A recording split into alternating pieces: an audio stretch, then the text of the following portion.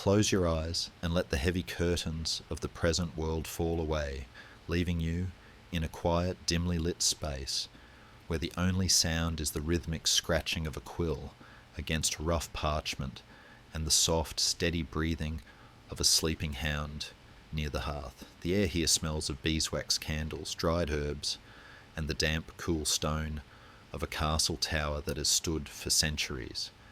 Outside, a night wind moves through an orchard, but in here, it is warm, safe and still, the perfect time to unravel a story that has been knotted into the very fabric of our history. Before you get comfortable, take a moment to like the video and subscribe, but only if you genuinely enjoy what I do here. Let me know your city and local time in the comments so we can see where everyone is listening from. Now, let the darkness hold you as we begin. In the Middle Ages, taxes were not a boring sidebar to history. They were the quiet engine that made kingdoms move, and the quiet trap that kept most people from ever escaping their place. The story begins with a simple medieval fact. A king could wear a crown made of gold, but his power still ran on grain, wool, and labour. Armies needed pay, castles needed stone, courts needed clerks, and suddenly the realm needed money, always money. The problem was that medieval economies were mostly rural and cash poor. Many peasants did not live their lives in coins, they lived in seasons. So when rulers demanded revenue, they often demanded it in the language people actually used. Days of work, sacks of wheat, a portion of wine, a share of livestock, or later, hard silver that families might not even touch for months at a time. At the base of medieval taxation was not a neat government spreadsheet, it was the manor. Most rural people owed their lord rent in three classic ways: labour services, working the lord's fields a certain number of days, payments in kind, grain, eggs, ale, cheese, and eventually money rents as markets expanded. This was not called tax in the modern sense, yet it functioned like one because it was enforced by local power. On top of that came dues that were almost poetic in how they turned daily survival into obligations. If you used the Lord's mill to grind grain, you paid a milling fee. If you baked bread in the Lord's oven, there was a charge. If you pressed grapes, there could be a fee. In some regions, peasants also paid special payments when they inherited land, when they married, or when they moved away, because even personal life events could be treated like a revenue opportunity. Medieval government did not need creativity, it had leverage. But kings wanted more than what lords collected. A crown's ambitions, wars, diplomacy, crusades, royal building projects were far more expensive than a village's routine. So monarchs layered royal taxes on top of feudal dues. In England, the Norman conquest reshaped the fiscal landscape. The crown claimed sweeping rights over land, justice, and feudal obligations. Over time, English kings used devices like scutage, payments made instead of providing military service, to turn feudal duty into cash. That cash could then hire professional soldiers, which was more convenient than waiting for reluctant nobles to show up with a temporary army. The logic was cold and effective. If the kingdom needs war and war needs money, then duty becomes currency. And if duty becomes currency, poverty becomes a legal resource. In France, royal taxation expanded in different rhythms, but often with the same destination, a state that could demand money because it claimed to protect the realm. The infamous taille, a direct tax that fell heavily on commoners, would grow in importance as the monarchy fought long and costly conflicts. In many places, nobles and clergy negotiated exemptions, shifting the burden downward. That pattern appears again and again across medieval Europe. Those closest to power argued that their service replaced their need to pay, while those farthest from power were told their payment was their service. It was a very stable arrangement for everyone except the people paying. The church also formed a parallel universe of taxation. The tithe, often imagined as a tenth of produce, channeled wealth toward religious institutions, local clergy, and sometimes wider church projects. The tithe was not merely a donation box, it was an expectation woven into community life. In some regions, it was collected with remarkable discipline. In others, it was negotiated, resisted, or quietly reduced by custom. But the principle mattered. Even salvation had an invoice attached, and the invoice arrived with social pressure. Refusing could mean conflict, not just with priests, but with neighbours who believed order depended on obedience. Taxes multiplied further because medieval authority was fragmented. A person could owe dues to a local lord, a tax to the king, and a tithe to the church, while also paying tolls to cross bridges, enter markets, or travel certain roads. Tolls were especially revealing. They were the price of movement. A kingdom might not control every corner of a person's life, but it could control choke points, bridges, gates, ports, market squares. If you wanted to sell your wool, you paid. If you wanted to bring wine into town, you paid. If you wanted to move your goods past a castle, you paid. Medieval states learned early that the fastest way to collect money was to tax what people could not avoid: bread, salt, travel, trade, and the simple need to exist near someone stronger than you. Yet medieval taxes were not only extraction, they were also a negotiation, sometimes a brutal one. Kings often needed consent, especially when seeking extraordinary taxes for war. Over time, assemblies and parliaments gained leverage. We will grant you money, but you will confirm our rights. This is where taxation quietly becomes political. The crown's hunger for revenue created openings for subjects to demand limits. If a king asked too often, too harshly, or too unfairly, resistance could harden into revolt. Taxation was the spark in multiple medieval uprisings, not because people suddenly discovered they disliked paying, but because the tax felt like an insult added to hardship, a demand for cash when harvests failed, or a new levy when old burdens already crushed the household. And here is the detail that makes medieval taxes feel especially cruel. Collection was frequently outsourced, farmed, or delegated to local elites. This meant the person collecting was often not a distant royal official, but a nearby figure with personal grudges, local influence, and opportunities for corruption. Assessments could be manipulated, debts could be enforced selectively, records could be adjusted. A tax system that looked orderly at the top could be chaotic and predatory at the bottom. Medieval accounting was not always a clean ledger, it was also a social weapon. To understand how kings turned poverty into law, picture a small household in a village, a father, a mother, children, perhaps an elderly relative. Their wealth is not stored in a bank. It is stored in seeds for the next planting, in a pig being fattened, in the roof that must not leak, in the thin margin between illness and starvation. Now, imagine a tax demand arrives at the wrong moment, after a poor harvest, after livestock disease, after a harsh winter. The demand is not pay when you can. It is pay by this date, because the king's campaign season waits for no one. If the household has no coin, it must sell something essential: tools, grain, even future security. In that moment, taxation stops being a contribution and becomes a machine that converts vulnerability into obedience. Medieval rulers justified taxes with a familiar language: protection, justice, divine order, the defense of the realm. Sometimes those claims were real enough. Roads were safer under strong rule. Markets grew. Law courts could settle disputes. But the moral story was always polished after the money was collected. The practical story was simpler. Power needed revenue, and revenue came from the many.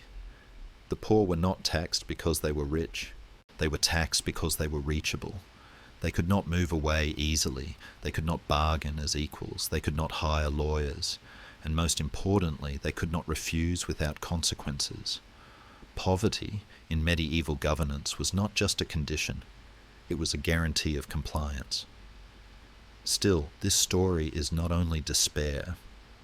Over centuries, the tension between rulers who demanded money and communities that demanded fairness helped shape political institutions.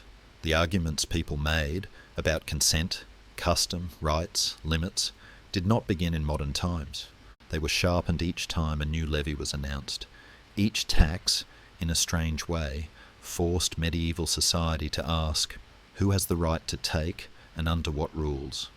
Even when the answers were unfair, the question itself mattered.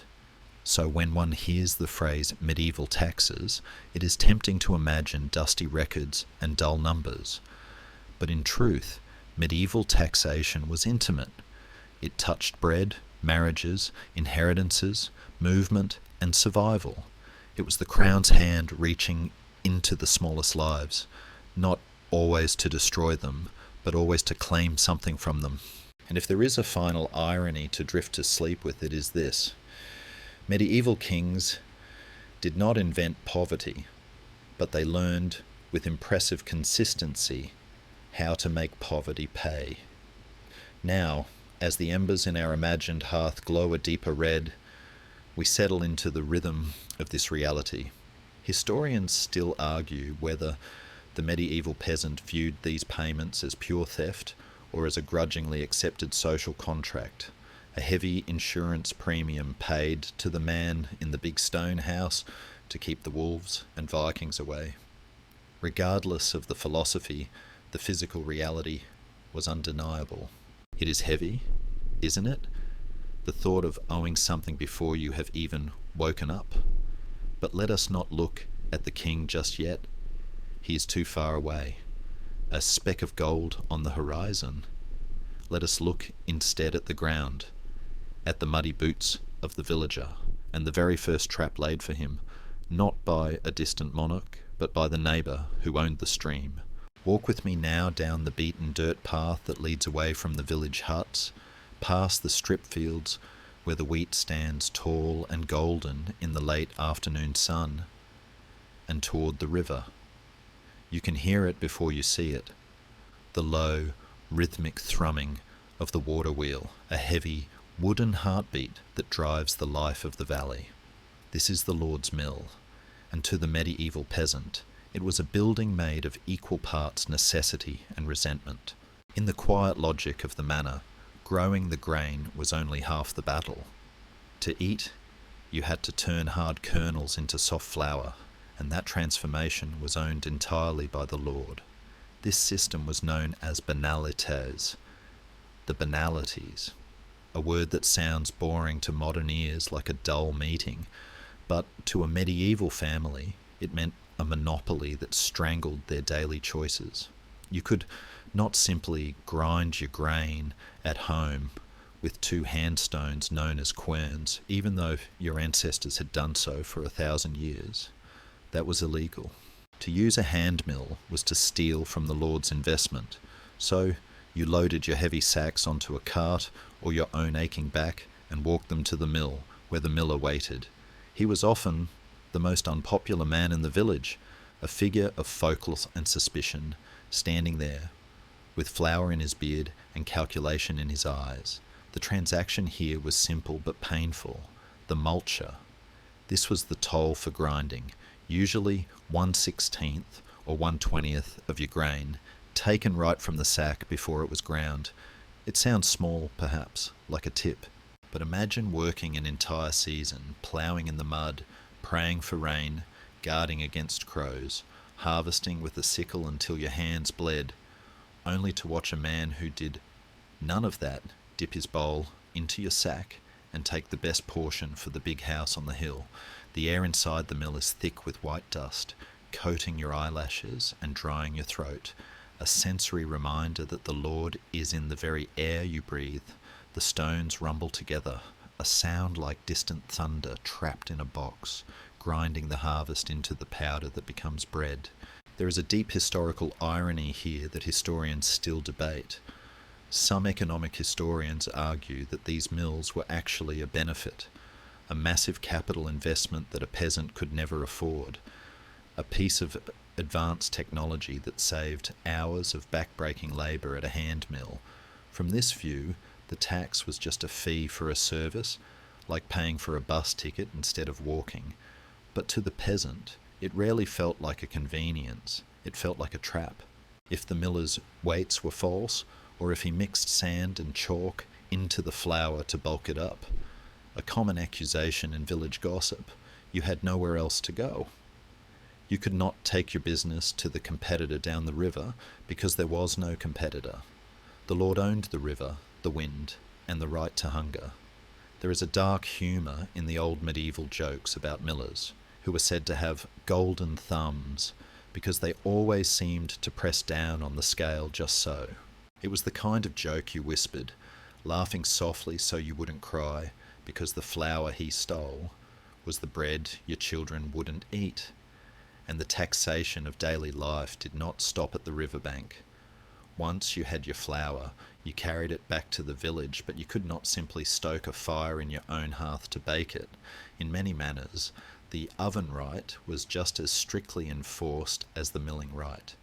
You were required to bring your dough to the communal village oven, also owned by the Lord. The official reason was often safety. Wooden huts with thatched roofs were essentially piles of kindling waiting for a spark, and a central stone oven reduced the risk of the whole village vanishing in smoke. That was true enough. But the convenient side effect was that the Lord could charge a fee, often called furnage, for every loaf that went into the fire. Picture the scene, a line of villagers in the twilight holding trays of raw dough, waiting their turn as the heat from the great oven flushes their faces. It is a warm, communal moment. Yes, neighbours talking, smelling the yeast, sharing news. But it is also a moment of surveillance. The baker, like the miller, is an agent of the structure. He counts the loaves, he takes the fee, sometimes in money, sometimes in bread. If you tried to bake a small cake in the ashes of your own hearth to hide it, you risked a fine that would cost far more than the bread was worth. The reach of the tax was intimate. It extended into the very crust of the food on the table. This web of banalities covered almost every step of processing nature into survival. If you wanted to press grapes for wine, there was a Lord's press. If you wanted to crush olives, there was a Lord's crusher. In some particularly restrictive regions, there were even rules about when you could sell your own wine or grain. Often, the Lord had the right to sell his produce first, flooding the local market and getting the best prices before the peasants were even allowed to open their barrels. It was a rigged game designed to ensure that the surplus of the land flowed upwards. Yet nature has a way of resisting, and so did the people. Court rolls, the parchment records of village justice, are full of quiet rebellions. We find fines levied against men for hiding hand mills under floorboards, or women caught baking flatbreads on hot stones in the dead of night. These were not violent uprisings, they were domestic smugglers trying to keep a few extra calories within the family. It reveals a profound truth about medieval psychology. The tax was not just a financial burden, but a physical intrusion. To bake bread in secret was to reclaim a tiny piece of autonomy, to say that for one night, this flour, this fire, and this hunger belong to me, not to the manor. As the sun sets in our story, casting long shadows over the mill and the cooling oven, the peasant family sits down to eat. The bread is dark, coarse, and precious. They have paid the earth with their labour, the miller with their grain, and the baker with their dough. What remains is theirs. But as they break the crust, there is one more shadow falling across the table, one more hand reaching out that cannot be ignored. It is not the hand of the Lord, clad in mail or velvet. It is a softer hand, holding a cross, pointing not to the castle on the hill, but to the spire that dominates the village skyline. Because before the Lord took his dues, and before the miller took his scoop, someone else had already walked the fields to claim the very first share of the harvest. The Lord owned the land, but the church owned their souls, and the rent for a soul was due every single year without fail. The candles in the church are lit, and the coin they demand is not always silver. Sometimes it is the 10th sheaf of wheat, standing lonely in the field, waiting to be collected by God's clerks. The fields are quiet now, stripped to stubble under the moonlight, but if you listen closely to the memory of the harvest, you can hear the counting. 1, 2, 3, 4, 5, 6, 7, 8, 9. And then the pause. The 10th sheaf. This bundle of wheat did not belong to the man who sowed the seed, nor to the Lord who owned the soil. It belonged to God. Or, more practically, it belonged to the rector. This was the tithe, a word derived from the Old English teogotha, meaning simply tenth, and it was the oldest, most universal tax in Christendom. It was not a suggestion, it was a divine lien on the earth's abundance. While the Lord's dues were heavy, they were at least transactional. You paid for land, for protection, for the mill. The tithe was different. You paid it for the sun, for the rain, and for the terrifying hope that your soul would not wither like a blighted crop in the afterlife. To the medieval mind, the church was not just a place of worship, it was a cosmic utility company providing essential spiritual services, and the bill came due every autumn. Imagine standing in a medieval field at harvest time. The air is filled with the dust of the threshing and the sweet, dry scent of cut straw.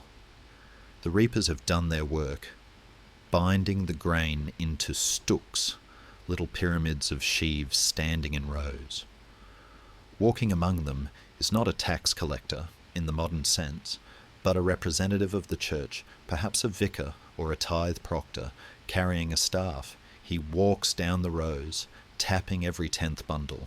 That one is his. It is loaded onto a separate cart, the tithe wain, which will rattle away not to the peasant's barn nor the Lord's castle, but to the tithe barn.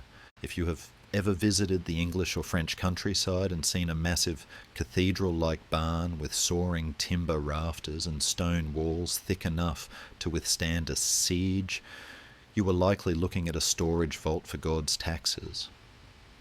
These buildings were often the largest structures in the village, dwarfing the homes of the people who filled them. They stood as a physical reminder of the church's immense economic weight. Inside, the air would be cool and dark, smelling intensely of wealth, vast mountains of grain stacked to the rafters, waiting to be sold or consumed by the clergy. But the tithe was not just about wheat. It was a tax on everything that lived, grew, or reproduced. It was split into two categories, a distinction that caused endless village arguments. There was the great tithe, the major crops like corn, oats, and barley, which usually went to the rector, often a monastery or a high-ranking cleric who might live miles away. Then there was the lesser tithe, or small tithe, which was the claim on everything else: wool, milk, eggs, suckling pigs, garden herbs, apples, and even the honey from the hives. This fell to the vicar, the local priest who actually did the work of burying, marrying, and baptizing. You can imagine the microscopic level of intrusion this involved. The priest had the right to count your chickens. If your sow had 10 piglets, one went to the church. If she had fewer than 10, a complex negotiation ensued. Perhaps a small coin was owed, or a credit for next year. There is a gentle human comedy in the records of these negotiations, where we see formidable village matrons arguing with their priest about whether a certain scraggly chicken really counted as a full chicken, or if a bucket of milk was quite full enough to be taxed. It brings a smile to think of a holy man, learned in Latin and Scripture, standing in a muddy yard, haggling over the 10th goose. Yet underneath the occasional haggling lay a bedrock of serious obligation.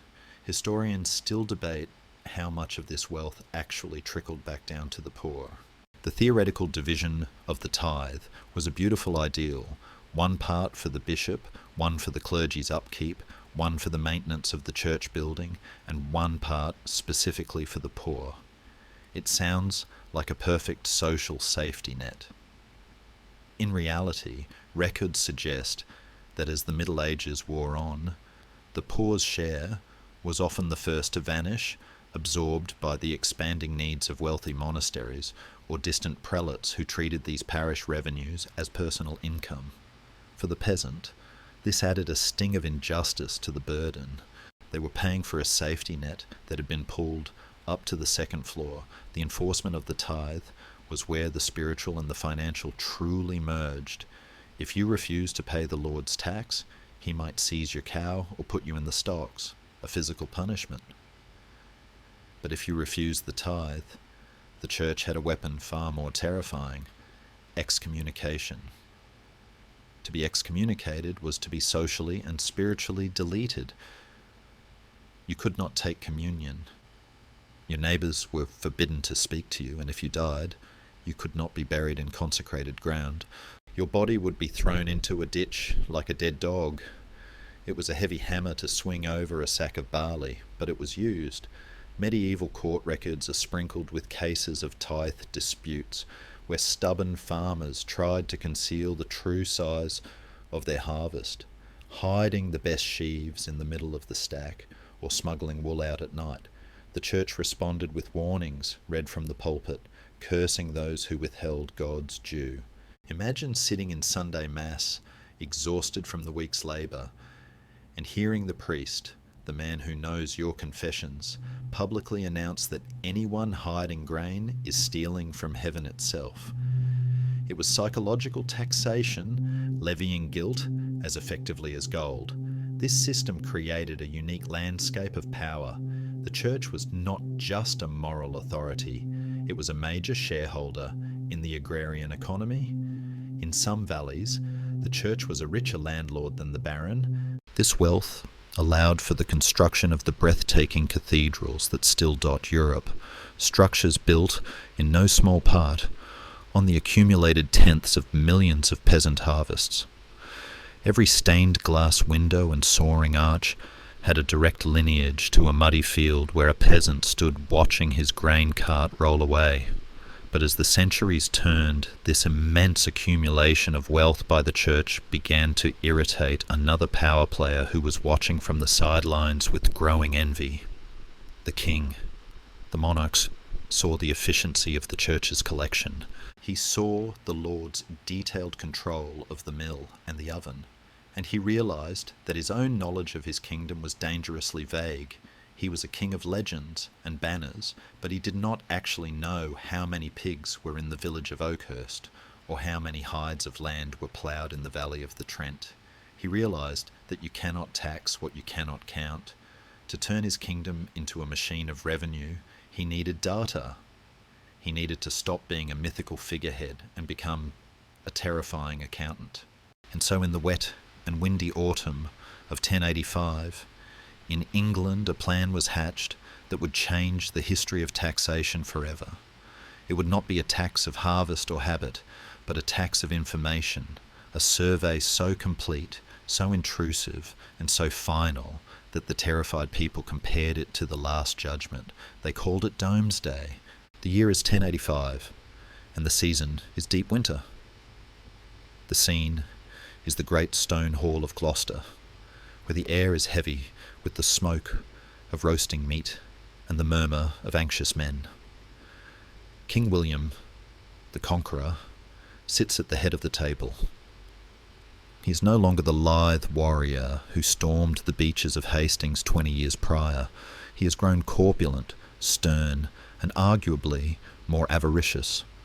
His kingdom is quiet, but it is a quiet that makes him uneasy.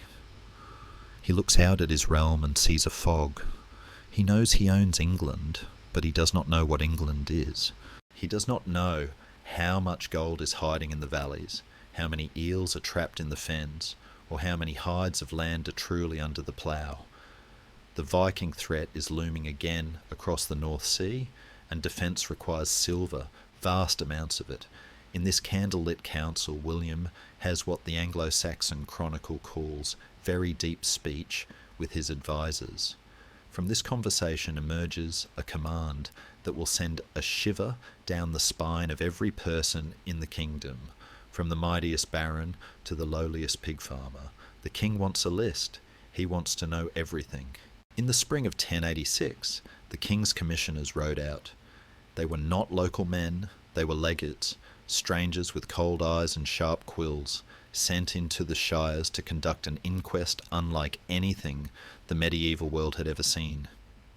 Picture the arrival of these men in a sleepy Saxon village. The terrifying reality of medieval authority suddenly rides into the town square. The sheriff summons the priest, the reeve, the village manager, and 6 representative peasants, likely the most terrified 6 men you could imagine. They are put under oath, forced to swear on holy relics to tell the truth. And then the interrogation begins. The questions are not vague, they are surgical. What is the name of this place? Who holds it? How many hides are there? How many ploughs in domain? The Lord's land. How many belonging to the men? How many villains? How many cotters? How many slaves? How much woodland? How much meadow? How many mills? How many fish ponds? And then the question that stripped them naked. How much was it worth then, and how much is it worth now? The psychological shock of this moment is hard for us to grasp in an age of digital data.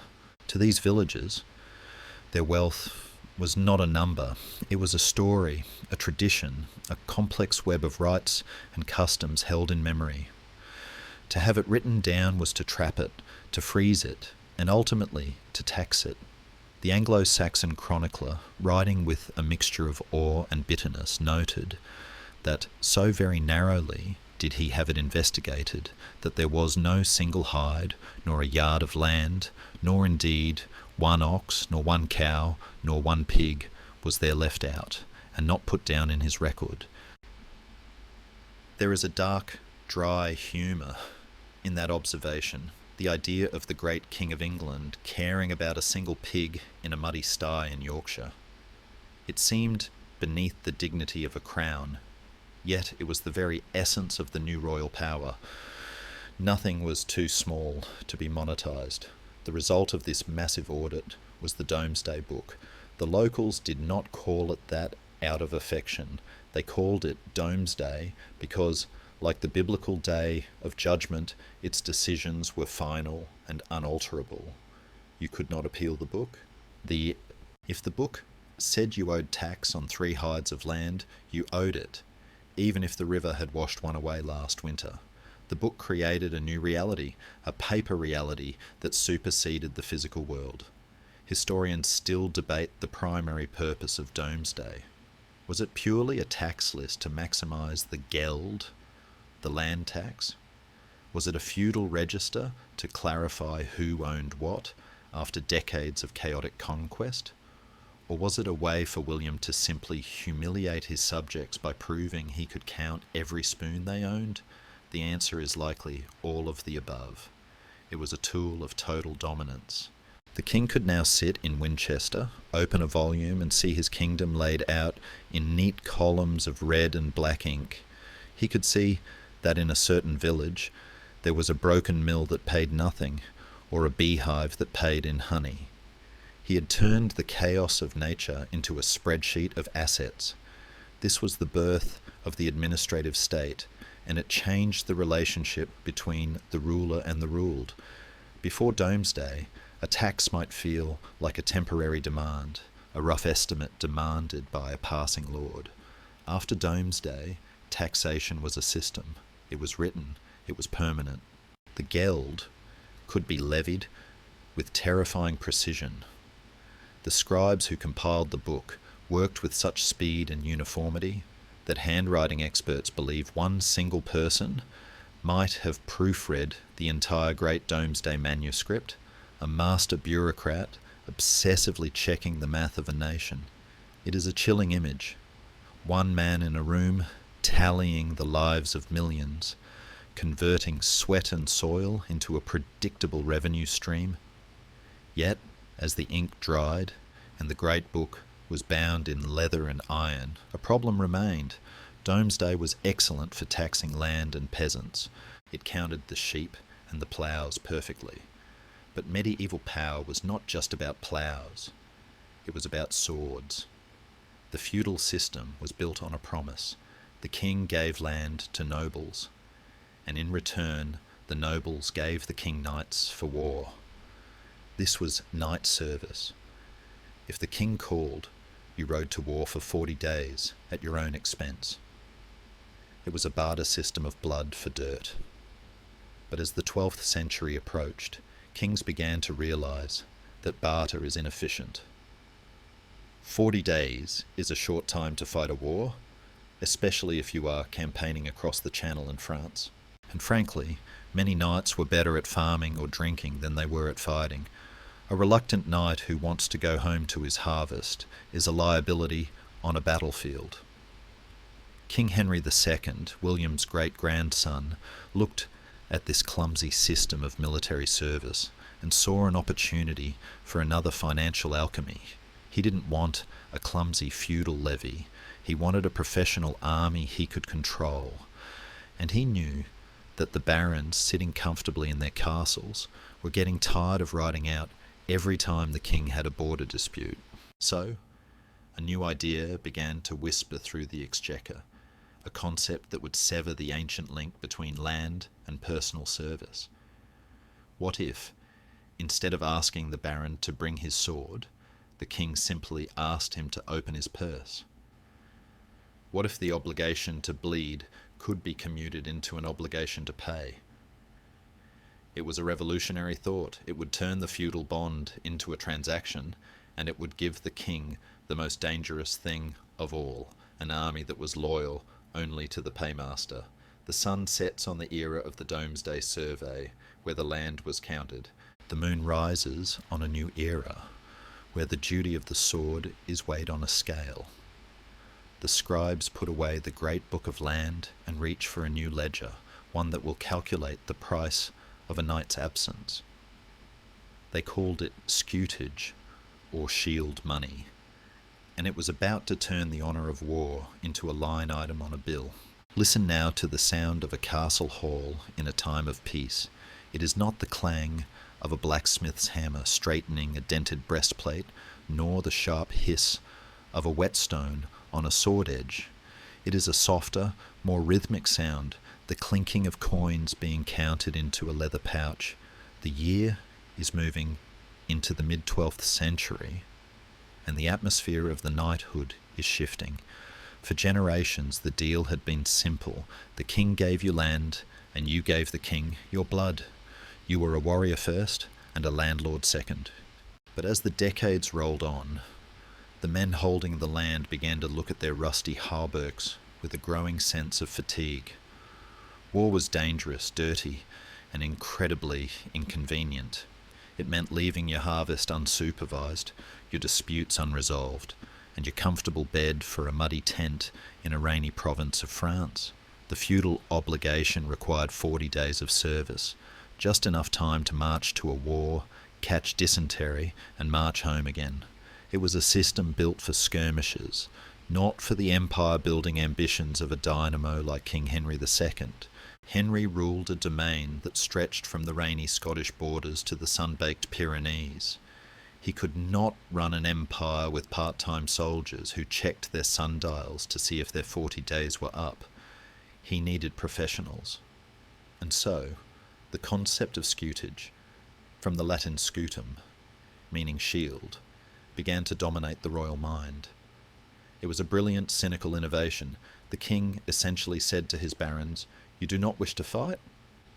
Very well, stay home.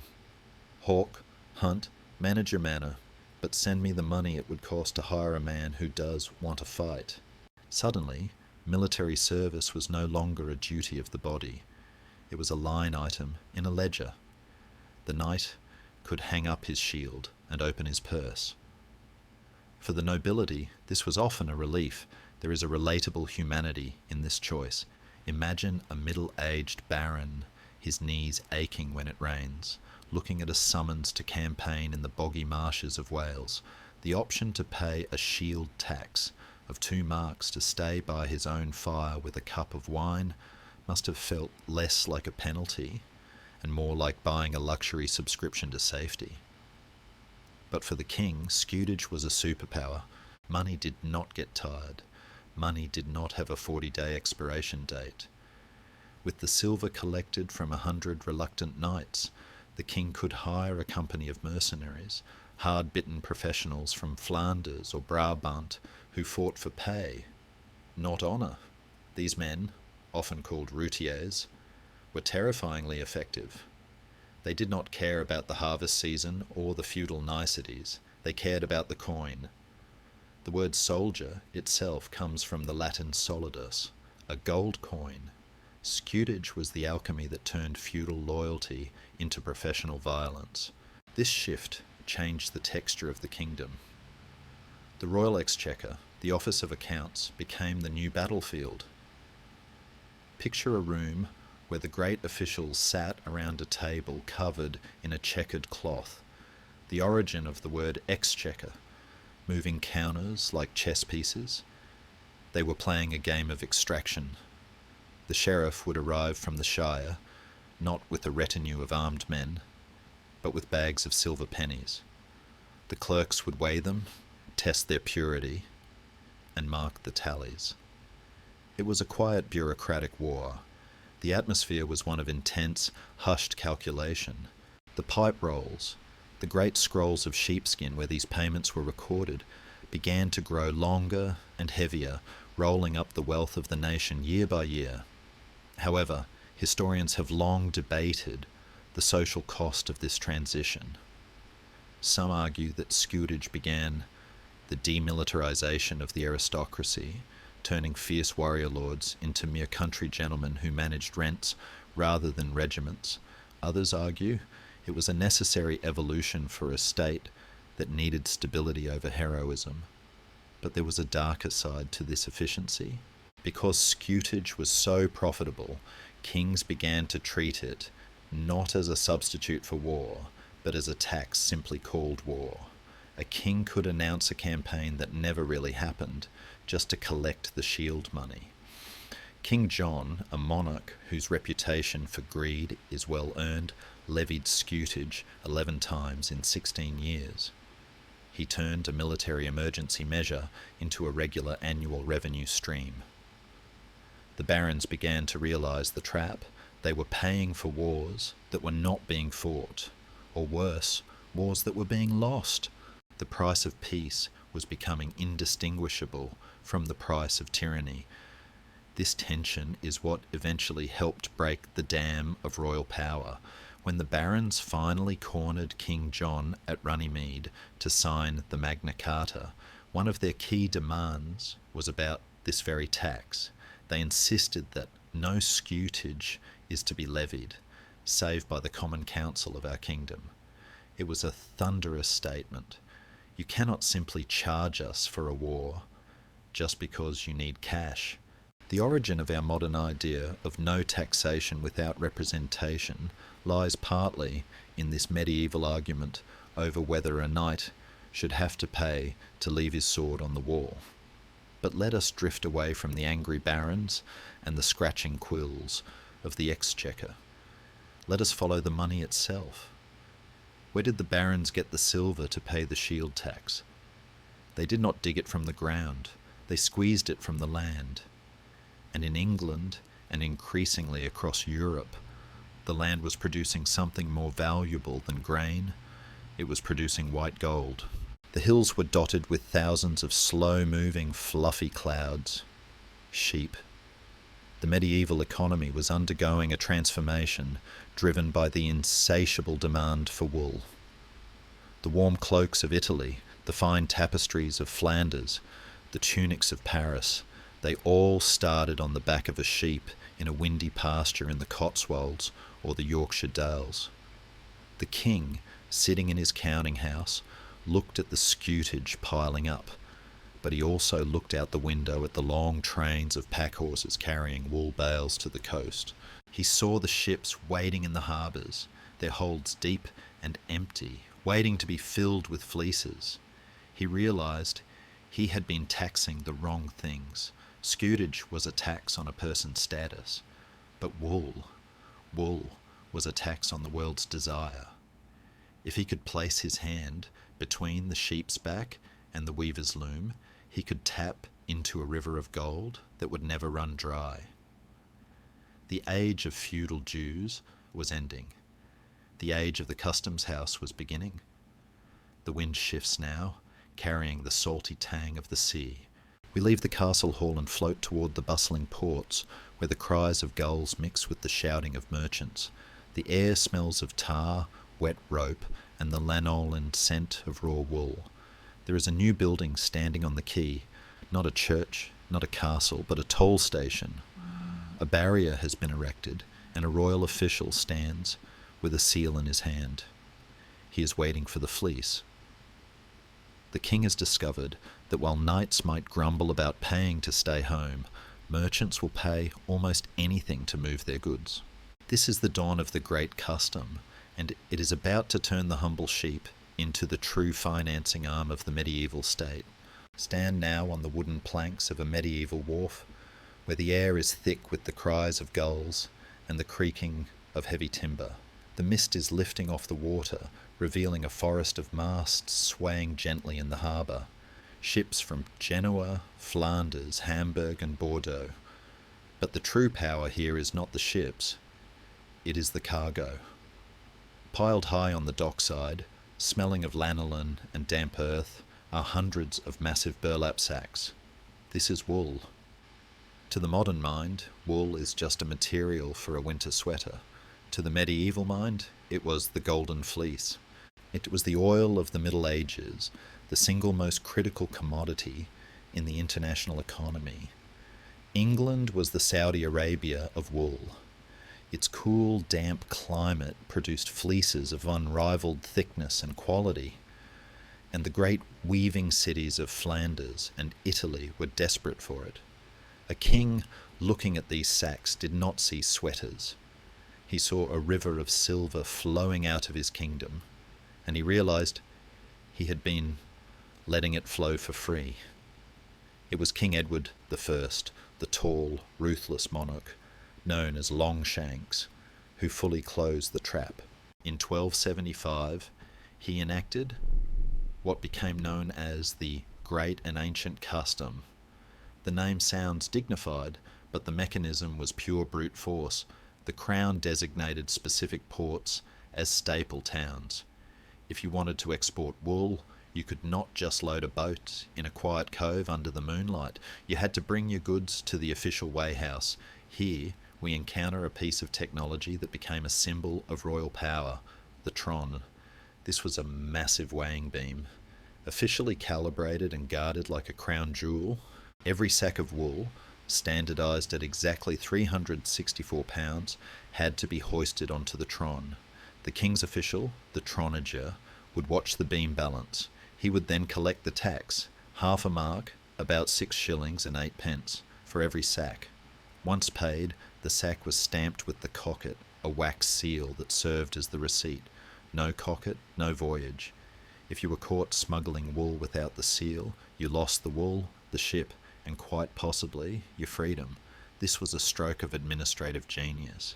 Unlike the land tax, which required chasing thousands of peasants through the mud, or the scutage, which required arguing with stubborn barons, the wool tax was collected at a few choke points. It was efficient, cleaner, and incredibly lucrative. The merchants paid the coin up front, grumbling as they opened their purses, but they passed the cost down to the Flemish buyers or back to the English sheep farmers. It was the birth of indirect taxation. The king was extracting wealth from the very movement of the economy. There is a fascinating historical irony in who actually produced this taxable wealth. The greatest sheep farmers in England were not the dukes or earls, but the monks. The Cistercian order, known as the White Monks, had founded their abbeys in the desolate wild corners of the north, places like Fountains, Rievaulx and Gervaux, seeking solitude and poverty. But these empty hills were perfect for grazing sheep. The monks, disciplined and organised, became the first industrial-scale farmers of Europe. They managed flocks, numbering in the thousands, breeding them scientifically for the best wool. Historians often chuckle at the paradox. Men who had sworn vows of absolute poverty became the wealthiest corporate entity in the kingdom. Their vast stone abbeys, paid for by the golden fleece. And when the king taxed the wool, he was, in effect, taxing the prayer houses of God to pay for his wars on earth. The revenue from the great custom transformed the monarchy's ambitions. It allowed Edward I to build his famous iron ring of castles in Wales, Conwy, Caernarfon, Beaumaris. When you look at those towering stone walls today, you are looking at fossilised wool money. The tax became so essential that the Speaker of the House of Lords in London still sits on a ceremonial wool sack, a red cushion filled with wool, symbolising that the kingdom's power rests on the back of a sheep. But the system was not without its friction. The wool tax created a game of cat and mouse between the crown and the smugglers. Owling, the crime of smuggling sheep or wool at night, became a folk industry. The coastlines of Kent and Sussex were dotted with hidden coves where small boats waited in the dark, dodging the king's revenue cutters. It adds a layer of adventurous tension to our story. The silent boat, the muffled oars, the terrified men trying to row a heavy cargo past the royal patrol, knowing that the king's hunger for gold was patrolling the waves just as surely as it patrolled the roads. Economic historians still debate the long-term impact of this heavy taxation. Some argue that by taxing raw wool so heavily, the English kings accidentally sparked the Industrial Revolution of the later Middle Ages. The tax made raw wool expensive to buy for foreigners, but it was still cheap for locals who didn't have to pay the export tax. This encouraged English merchants to stop selling raw wool and start weaving cloth themselves. Slowly, the looms moved from Flanders to England. By trying to squeeze the trade, the king inadvertently created a manufacturing industry. It is a reminder that taxes are never just about money. They are rudders that steer the ship of history, often in directions the captains never intended. As we watch the authorised ship finally slip its moorings, the heavy seal of the cocket gleaming on the bales, we must remember that the wool did not simply appear at the dock. It had to travel there. And in the medieval world, travel was not a right. It was a privilege you paid for, mile by mile. The king controlled the ports, but 1,000 local lords controlled the roads, the rivers, and the bridges. If the customs house was the heavy door of the kingdom, the interior was a maze of smaller, stickier traps. The merchant, wiping his brow on the deck, has already paid 12 times just to get his goods to the sea. Imagine the journey of that wool sack before it reached the coast. Every time the cart's wooden wheels rumbled over a bridge, a hand reached out. Every time it passed through a town gate, a coin was demanded. Every time it floated down a river and past a castle, a toll was levied. These were the tolls of passage: pontage, bridge tax, murage, wall tax, pavage, paving tax. The medieval map was not open space, it was a patchwork of financial territories. And the most frustrating of all was the simple bridge. It stands there in the mist, a narrow stone arch over a rushing river. The only way forward. And standing in the middle of it is a man who knows exactly what your desperation is worth. The road is not a ribbon of asphalt, it is a scar on the landscape, a rutted track of mud and stone that winds through the dark woods and open heaths. Travel in the Middle Ages is a physical battle against the earth itself.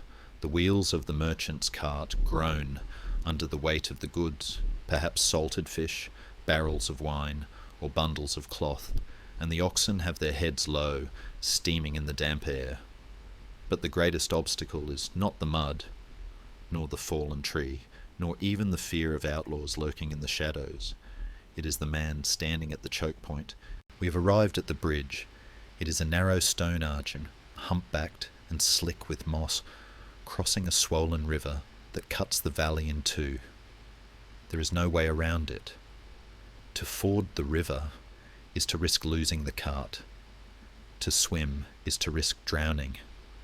The bridge is the only way, and the bridge has a price. This is the world of the localized toll, the friction that turned every mile of movement into a transaction. As the cart halts, a figure emerges from a small stone hut built right into the bridge's foundation. Sometimes this keeper is a rough man-at-arms wearing the livery of the local baron. Sometimes, strangely enough, it is a hermit. In the medieval imagination, bridge building was an act of piety, a service to travellers that earned spiritual credit, so religious hermits often lived by bridges to repair the masonry and collect the alms of passers-by. But whether the hand reaching out holds a sword or a prayer book, the demand is the same: pontage. This was the tax specifically for crossing a bridge. It might be a silver penny for a loaded cart, a halfpenny for a horseman, or a farthing for a man on foot. It seems trivial, a small coin dropped in a palm. But imagine a journey of 100 miles. You might cross 20 bridges, pass through 5 lordships and enter 3 walled towns. The pennies add up, the friction builds. By the time a barrel of wine travels from a vineyard in Gascony to a tavern in London, its price has doubled, not because the wine is better, but because it has been taxed for simply existing in motion. This system of passage dues was bewilderingly complex. If you walked on the road, you might pay pedage, foot tax. If you wanted to bring goods through a town gate, you paid murage, a tax theoretically destined for the repair of the town walls. If the streets were paved with cobblestones, you might be charged pavage to keep them even. There was even lastage, a tax for the right to carry goods at all. The terminology was a thicket of legal rights that local lords guarded jealously. To own a bridge or a stretch of river was better than owning a gold mine, because the bridge did not run out of gold. It just waited for the next victim to arrive. In Germany, along the Rhine, this practice reached its peak with the so-called robber barons. These lords built castles on the cliffs overlooking the river, not to defend the land, but to menace the traffic. They would stretch heavy iron chains across the water to physically stop boats, forcing captains to row ashore and pay exorbitant tolls just to continue downstream. It was piracy with a seal of nobility. Historians and economists often debate the morality of this system. Was it extortion, or was it the only way infrastructure could exist? The scholarly defence is that without pontage, the bridge would collapse, the road would dissolve into a swamp, and trade would stop entirely. In this view, the toll was a user fee, a necessary investment in the public good of connectivity. And indeed, many royal charters explicitly stated that the money collected must be used for repairs. We have records of kings sending investigators to check if the bridge keeper was actually fixing the arch or just drinking the profits. But the peasant or merchant standing in the rain, lightening his purse for the 3rd time that day, likely struggled to see the nobility in it. To him, it felt like a shakedown.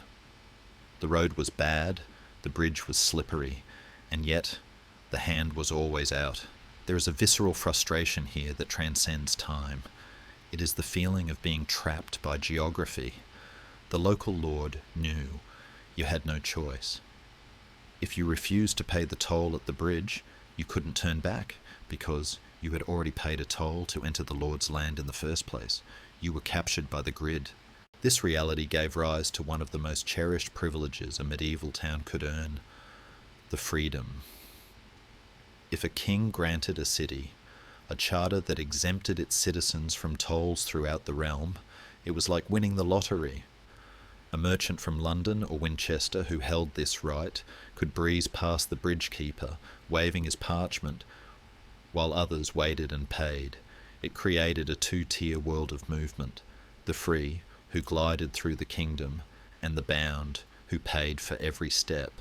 But let us look closer at the toll collector's booth. It is not just coins that are changing hands. Sometimes, if the traveller has no silver, the toll is taken in goods, a handful of salt, a length of rope, a pair of shoes. It is a crude, tactile extraction, and sometimes the toll is purely symbolic, but deeply humiliating. There were records of Jews' tolls in certain European cities where Jewish travellers were forced to pay extra or even endure ritual humiliations just to pass through a gate. This brings us to a darker current running beneath the flow of commerce. The merchant on the cart might be frustrated, but he is largely part of the Christian majority. He is a subject with certain common law rights. But there was another group of people travelling these roads who existed in a completely different legal and financial universe. They were the king's personal property, his living treasure, and his sponge. As the merchant finally pays his pontage and the cart rumbles across the hollow-sounding wooden planks to the other side, he touches the leather pouch at his belt. It is lighter now. He has paid the lord, the church, the bridge keeper, and the gate guard. He needs capital. He needs a loan to buy the wool he intends to sell. But the church forbids Christians from lending money at interest.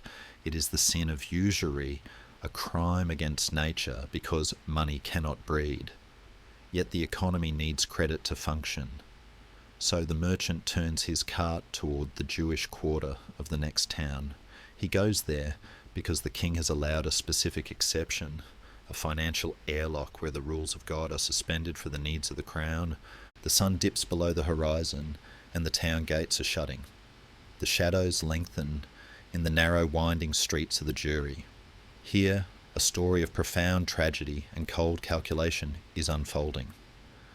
The taxes we have seen so far, the tithe, the scutage, the toll, were levies on production or travel.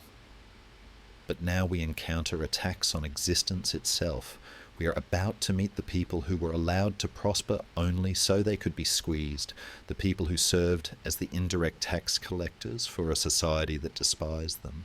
The king is watching them, not with malice, but with the terrifying affection of a man watching a piggy bank fill up.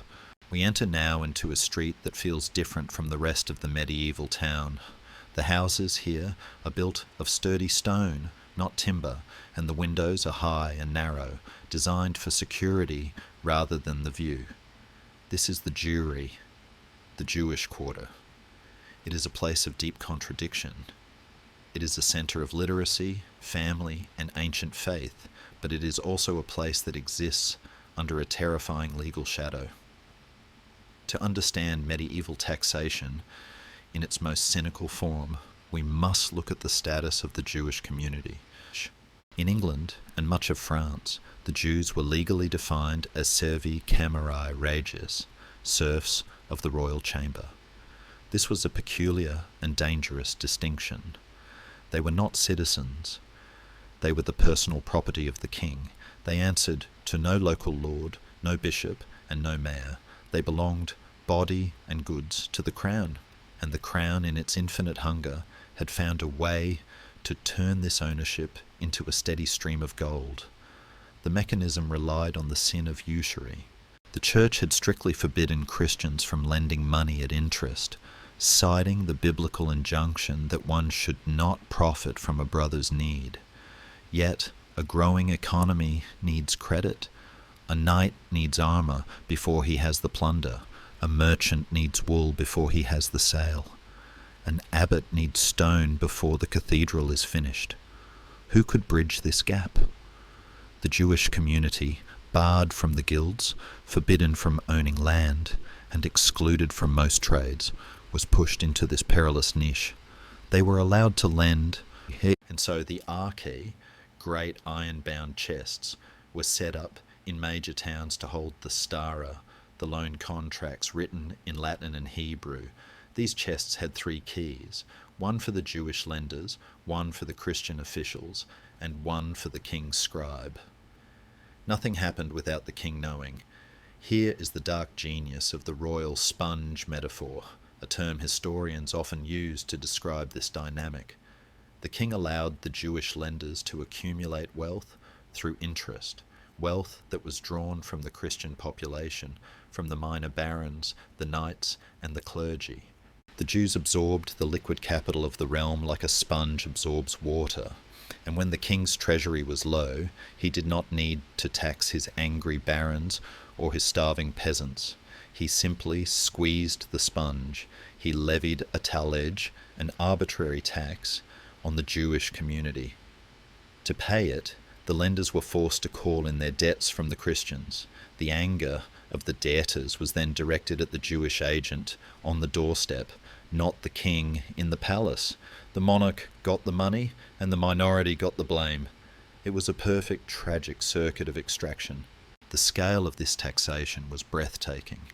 In the late 12th century, it is estimated that this tiny community, perhaps fewer than 5,000 people in England, contributed roughly 1/7 of the entire royal revenue. There was even a special government department, the Exchequer of the Jews, located in Westminster. Picture a room filled with clerks who did nothing but track the debts owed to this specific group of people, ensuring that the king got his cut. It was a bureaucracy of exploitation. When a Jewish financier died, the king often claimed a third, or sometimes all, of the estate, including the debts owed to him. This meant the king effectively became the lone shark, inheriting the right to chase down knights and bishops for the money they owed the deceased.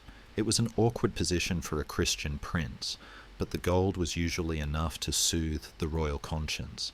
There is a scholarly debate here about the nature of this protection.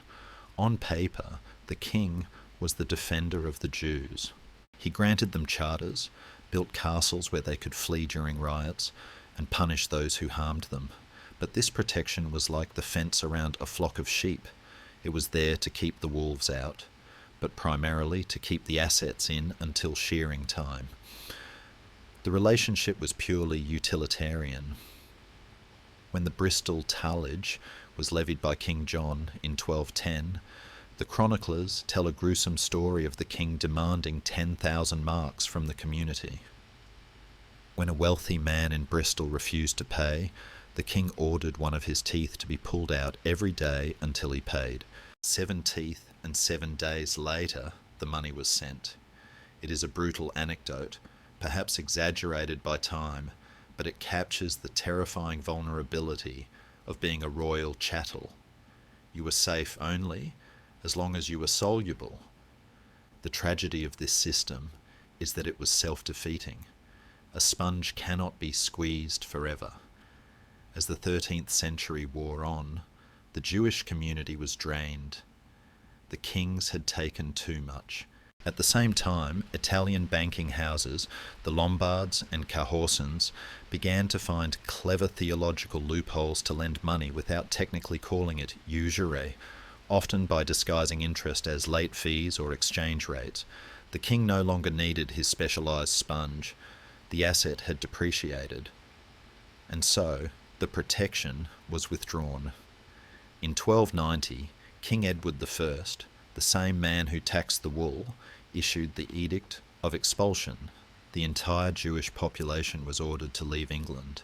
They could take their movable goods, but their houses, their bonds, and their outstanding debts were seized by the crown.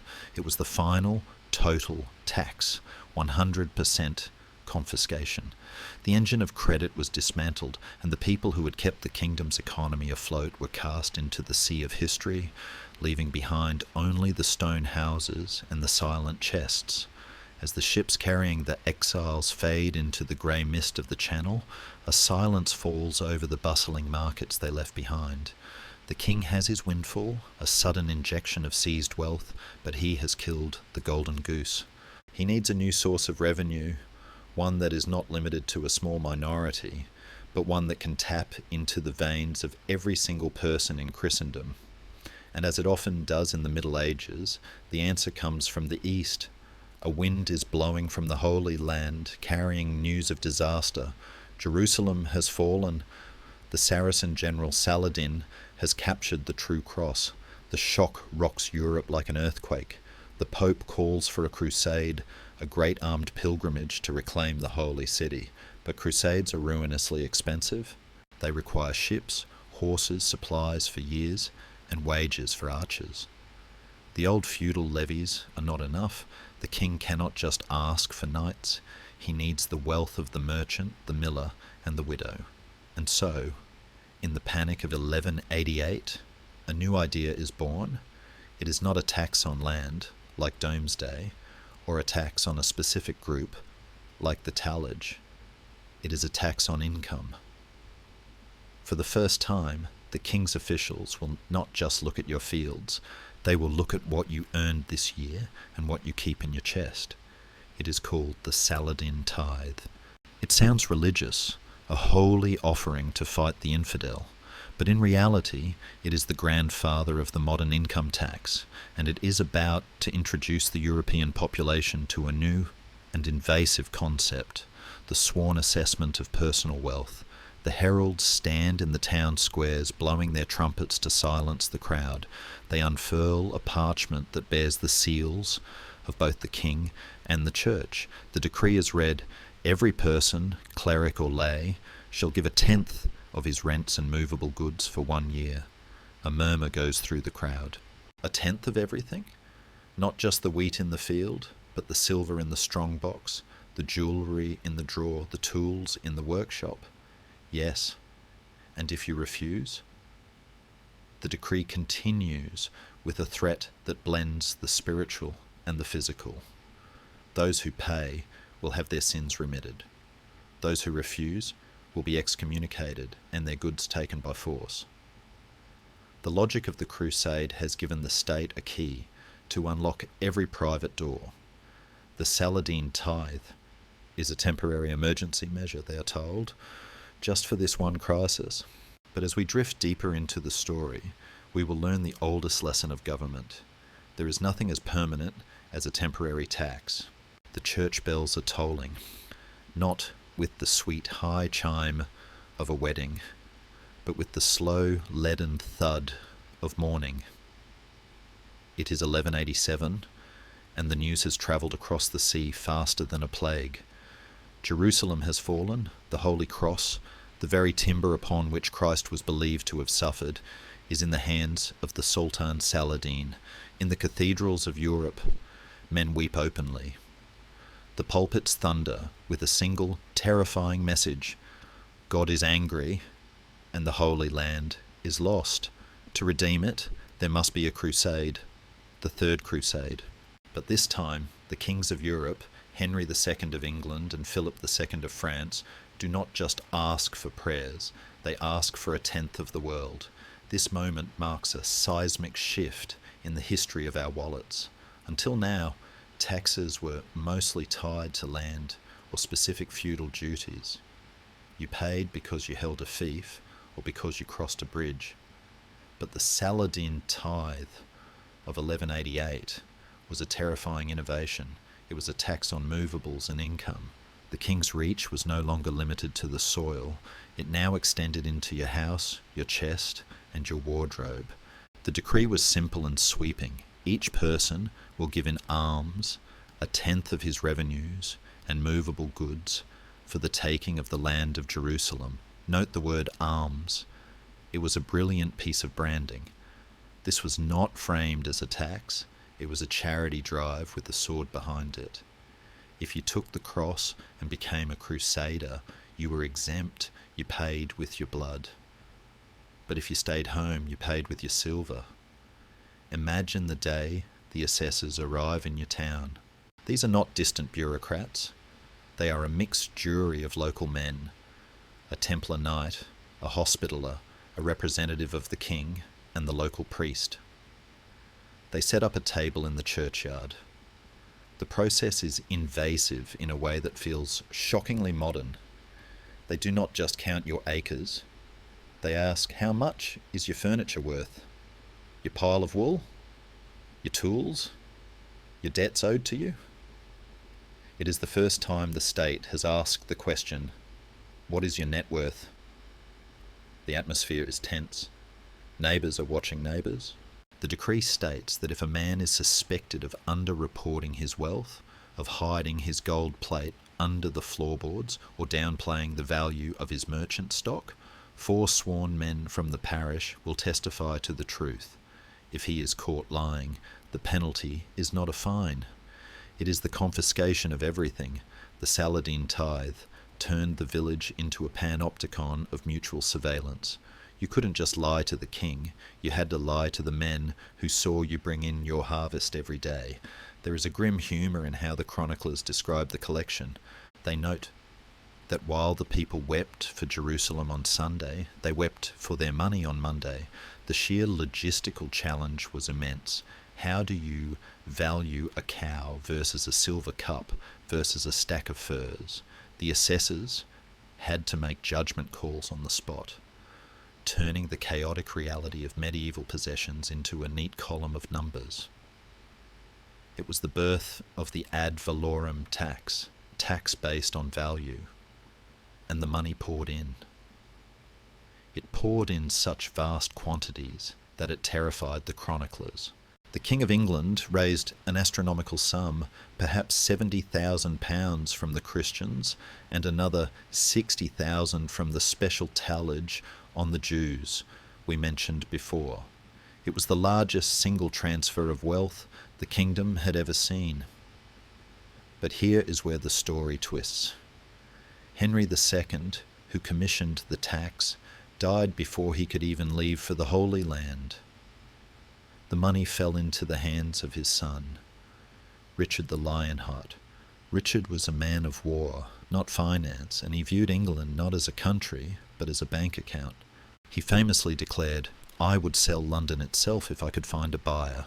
He liquidated the sheriff's offices, sold earldoms, and emptied the treasury to fund his glorious expedition. The Saladin tithe, collected with such spiritual solemnity, was spent on mercenaries, siege engines, and the high-stakes diplomacy of the Levant. The people had paid for God's war, but they had effectively funded a royal adventure. Historians often pause here to debate the statist legacy of this moment. They argue that the Saladin tithe was the crossover point. It taught European kings a dangerous lesson. It is possible to tax everyone, not just the feudal tenants, if the cause is big enough. It broke the feudal barrier. Once the machinery for assessing movables was built, it was too useful to dismantle. The 10th became a 15th, then a 20th, levied again and again for wars that had nothing to do with Jerusalem and everything to do with muddy border disputes in France. The emergency tax had arrived, and as we know, in the history of government, emergencies have a habit of never quite ending. Yet, despite the extraction, there was a strange begrudging consent. This was the age of faith. A peasant paying his 10th might hate the loss of his coin, but he also feared the fires of hell. The propaganda of the crusade was powerful. To pay was to participate. In a world without voting, paying the Saladin tithe was a way of casting a ballot for the defence of Christendom. It connected the ploughmen in Yorkshire to the dusty walls of Acre. It was a global event felt in a local purse. As the ships of the Third Crusade finally sail away, their holds packed with the goods bought by the people's silver, the focus shifts back to the land they left behind. The king is gone. The sheriffs are counting the remainders, but the precedent is set. The idea that the king can ask for a share of your personal goods has been normalised. And this is fortunate for the monarchy, because the next few centuries will bring a conflict so long, so grinding, and so expensive that it will make the Crusades look like a skirmish. We are moving toward a time when war is no longer a seasonal adventure for knights, but a permanent state of existence for the nation. The 13th century turns into the 14th. The air grows colder, literally. The little ice age is beginning to set in. Harvests are becoming unreliable. And across the narrow channel, the kings of England and France are eyeing each other with the dynastic hatred that will spark the 100 Years' War. This will not be a war of quick battles. It will be a war of attrition, of chevauchée, raids, and of standing armies. To fight it, the kings of France will need something more stable than a temporary crusade tax. They will need a tax that flows like a river, year after year, without asking for permission. They will need the tile. We drift now to the campfire of a French army in the mid-14th century. The soldiers are not knights in shining armour. They are rough men, archers and spearmen, eating hardtack and gambling with dice. They are waiting for their pay. And miles away, in a peasant's hut in the Loire Valley, a man is staring at a tally stick, realizing that the war has come to his door, not with a sword, but with a demand that will become the backbone of the French state. The tile is about to become the most hated word in the French language, a symbol of the divide between those who fight, those who pray, and those who pay.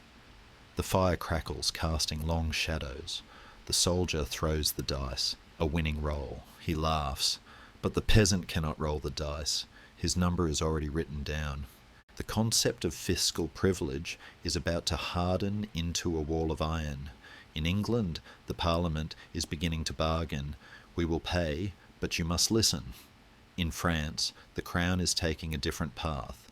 You will pay because I am the king. The divergence of two nations is being written in the ledger books of the tax collectors. And the poor man, standing in his doorway as the rider approaches, knows only one thing. The king's war is far away, but the king's hand is very, very close. The wind blows cold across the fields of northern France, whistling through the empty window frames of a burned-out farmhouse. We've moved forward in time, stepping into the mid-14th century, into an era where war ceased to be an event and became an environment. This is the 100 Years' War. It was not a single conflict, but a grinding century-long series of raids, sieges and truces that felt like a permanent storm season. For the peasant, living in Normandy or Aquitaine, the politics of who sat on the throne, Edward of England or Philip of France, mattered less than the terrifying reality of the chevauchée. This was a tactic of deliberate destruction, where English armies would ride through the French countryside not to conquer territory, but to burn crops, slaughter livestock, and ruin the economic base of the enemy. It was economic warfare with a torch. And amidst this smoke and fear, the French monarchy found the ultimate argument for a permanent tax: survival. In this chaos, the old feudal levies were useless. You could not stop a roving band of English longbowmen with a few farmers holding pitchforks. You needed professional soldiers, men of iron and discipline, known as gendarmes, men-at-arms. But professionals do not fight for duty. They fight for gold. When the gold ran out, these soldiers did not go home. They formed free companies, roving gangs of unemployed mercenaries who held entire regions to ransom, pillaging the very people they were hired to protect. There is a grim irony here. The king needed tax money to hire soldiers to protect the people from the soldiers he had hired previously. It was a protection racket on a national scale. The people of France were caught between the English wolf and the mercenary dog, and the king offered the only way out: a standing army paid for by a standing tax. Enter the taille. The word comes from the French taille, to cut, referring to the notch cut into a tally stick to record a debt. It began, like so many taxes, as an exceptional levy, a desperate measure for a desperate time. In the chaos following the capture of King John II at the Battle of Poitiers in 1356, the French crown was on its knees. The Estates General, the French equivalent of a parliament, met to discuss how to raise the massive ransom. For a brief, flickering moment, it seemed France might follow the English path, where the people's representatives held the purse strings, but the crisis was too deep and the nobility too fractured. By the reign of Charles VII, in the 1430s and 40s, the argument was won by the Crown. The king declared that he had the right to levy the taille at his pleasure for the defence of the realm without calling the Estates General. The emergency had become the law. The tax was no longer a gift from the people. It was a prerogative of the king. The taille was a direct tax, usually levied on the household or the land, depending on the region. But its cruelty lay in its exemptions. In a twist that would haunt France for centuries, the nobility, those who fought, and the clergy, those who prayed, were exempt. The logic was that they paid their tax in blood or prayer. This left the entire burden of funding the state on the shoulders of the Third Estate, the commoners, the peasants, and the merchants. It created a society where the richest paid the least and the poorest paid the most. Imagine a village where the wealthy chateau on the hill pays nothing, while the thatched cottages in the valley pay for the chateau's defence. It was a structural injustice that would eventually, centuries later, feed the guillotine. But for now, in the 1400s, it just fed the army. The collection of the taille was a visceral event. In the paid election, the regions under direct royal control, the task fell to the élus, officials who would arrive in a village and decide its total quota. Then the village itself had to decide who paid what. This was the genius of the system. It pitted neighbour against neighbour. The village elders were forced to assess the wealth of their friends. Jean has a new cow. He can pay more. Pierre's crop failed. He pays less. It turned the community into a battleground of envy and resentment. If the village failed to meet its quota, the leading men could be imprisoned. Historians describe a fiscal terror, where peasants would deliberately let their homes fall into disrepair or hide their better clothes, terrified that looking too prosperous would attract the eye of the tax collector. Poverty became a camouflage. Across the Channel, in England, the same war was producing a very different result. King Edward III and his successors needed money just as badly as the French kings. The English longbowmen were the most expensive infantry in Europe, but the English monarchy was weaker. When the king wanted a subsidy, a tax on movable goods, usually a 15th or a 10th, he had to ask Parliament. He had to sit in the painted chamber at Westminster and face the Commons. These were not great lords, but knights of the shire and burgesses from the towns, men who knew exactly how hard it was to shear a sheep or harvest a field. They drove a hard bargain. "You want money for the war in France?" they would say. "Fine, but first you must sign this law. You must fix this grievance. You must stop your sheriffs from stealing our horses." This created a fiscal political loop. The king's need for cash forced him to summon Parliament frequently. The more he summoned them, the more experience and power they gained. They learned to audit the king's accounts. They learned to impeach corrupt ministers. In 1376, the good Parliament famously refused to grant taxes until they had purged the royal council of incompetence. It was a stunning moment, the wallet controlling the sword. Historians often debate whether English liberty was born from high ideals or simply from the king's bankruptcy. The evidence points to the latter. Democracy, in many ways, was the accidental child of high taxation. The English subject paid, but he bought a voice with his coin. The French subject paid and bought only silence. Back in France, the taille allowed Charles VII to create the Compagnie d'Ordonnance in 1445, the first permanent professional standing army in the West since Rome. These soldiers were uniformed, paid regularly, and loyal to the king. They swept the English out of France. ending the 100 Years' War. The victory was glorious, but when the cannon stopped firing and the English ships sailed home, the tax did not stop. The tile remained.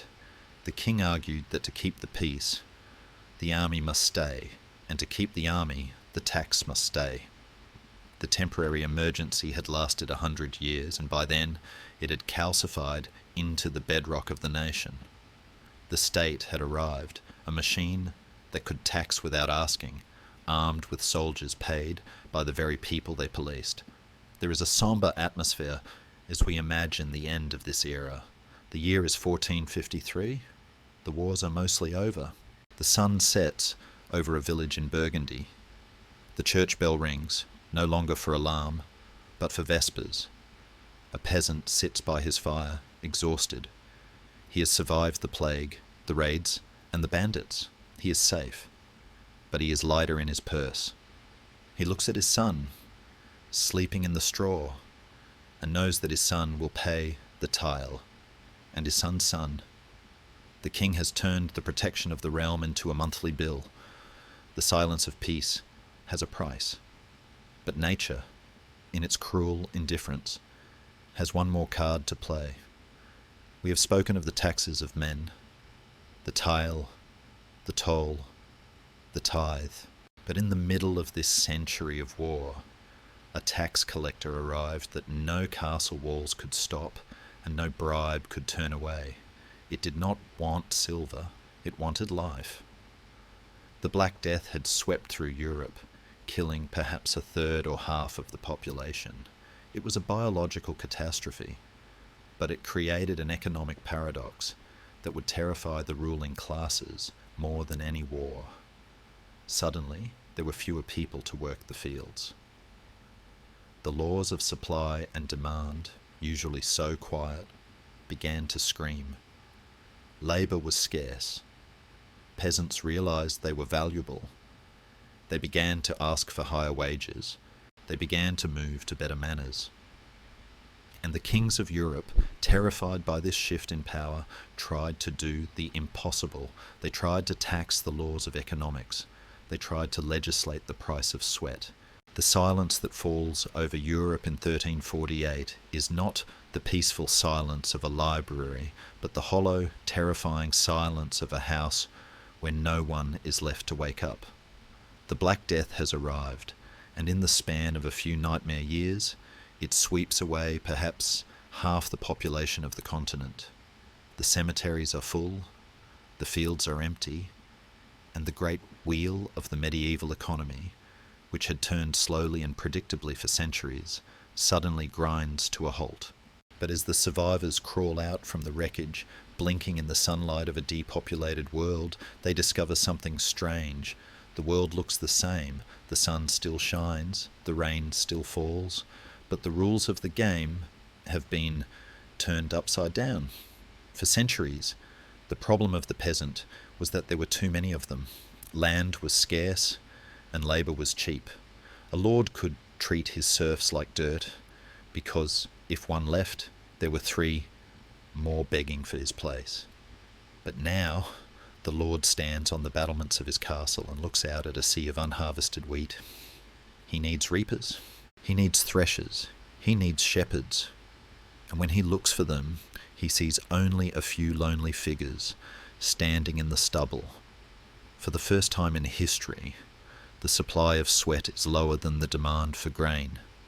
And in that quiet realization, the peasant finds a weapon more powerful than any sword, the ability to say no.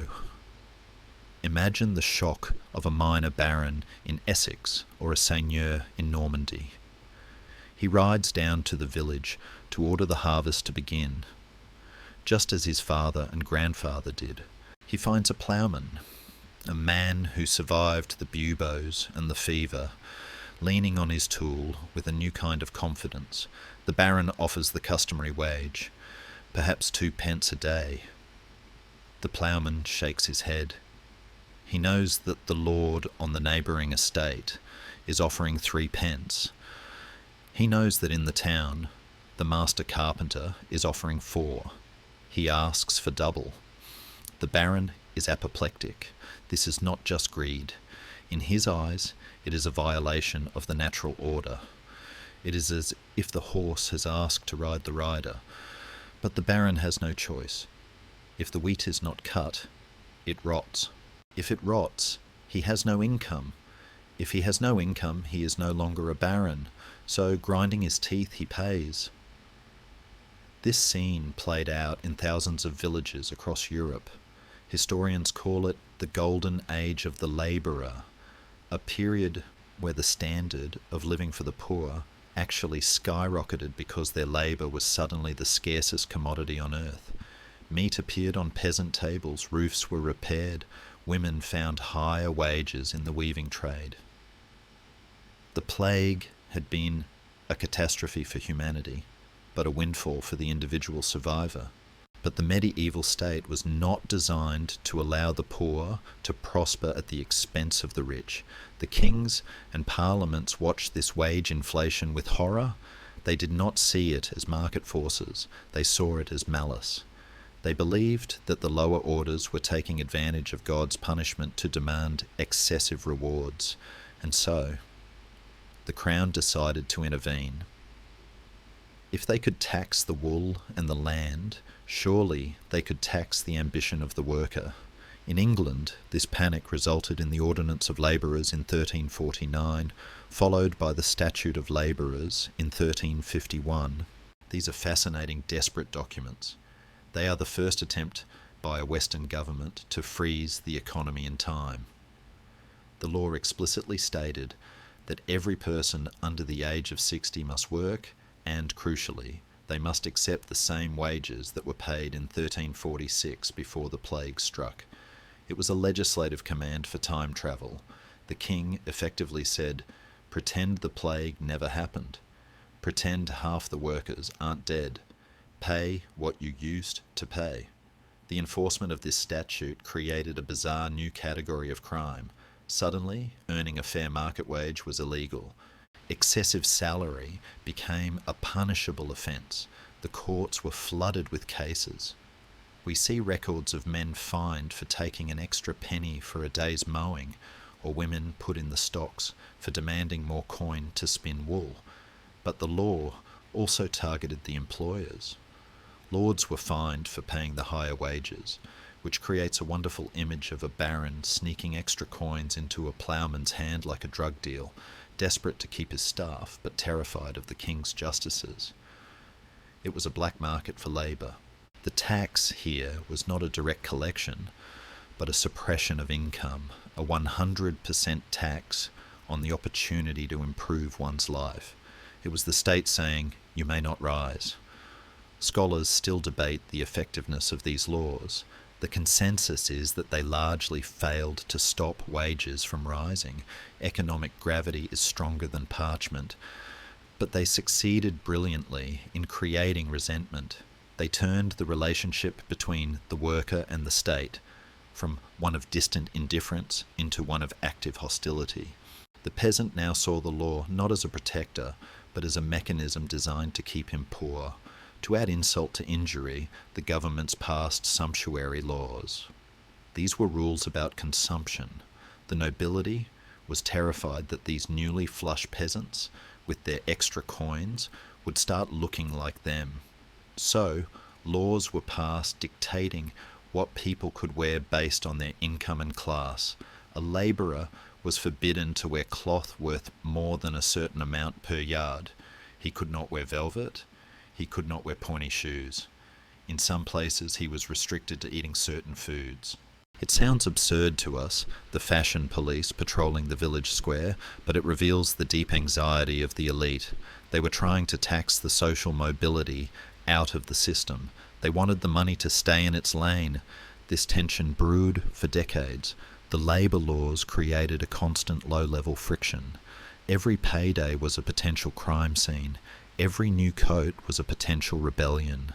The labour shortage also accelerated the end of serfdom.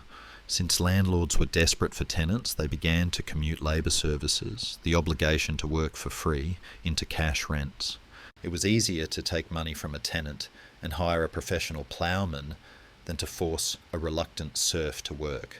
Slowly, the unfree peasant was becoming a free tenant farmer. But freedom has a price. As a serf, you were property, but you were also protected. You couldn't easily be evicted. As a tenant, you were free, but you could be fired. And more importantly, as a free man with money in your pocket, you were now visible to the tax collector in a new way. The king looked at this shifting landscape and saw a missed opportunity. The old taxes, the tax on knights, the tax on land, were fading.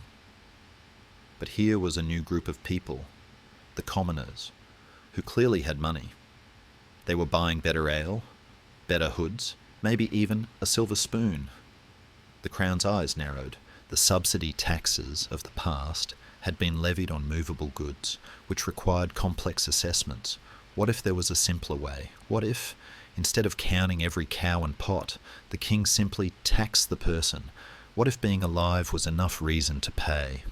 This idea began to circulate in the Royal Council. It was efficient. It was simple. It was the poll tax, a tax on the head, or poll. The logic was seductive to a government deeply in debt. From the resumed war with France, the French were raiding the coast, the English armies were bogged down, the crown jewels had been pawned more than once. The young king, Richard II, a mere boy surrounded by greedy uncles, needed a miracle. He needed a tax that would catch everyone, not just the rich merchant or the landowner, but the shepherd, the ploughman, and the widow. The advisers whispered that the people could afford it. Look at their wages. Look at their clothes. They've grown fat on the post-plague prosperity. It is time they contributed to the defence of the realm.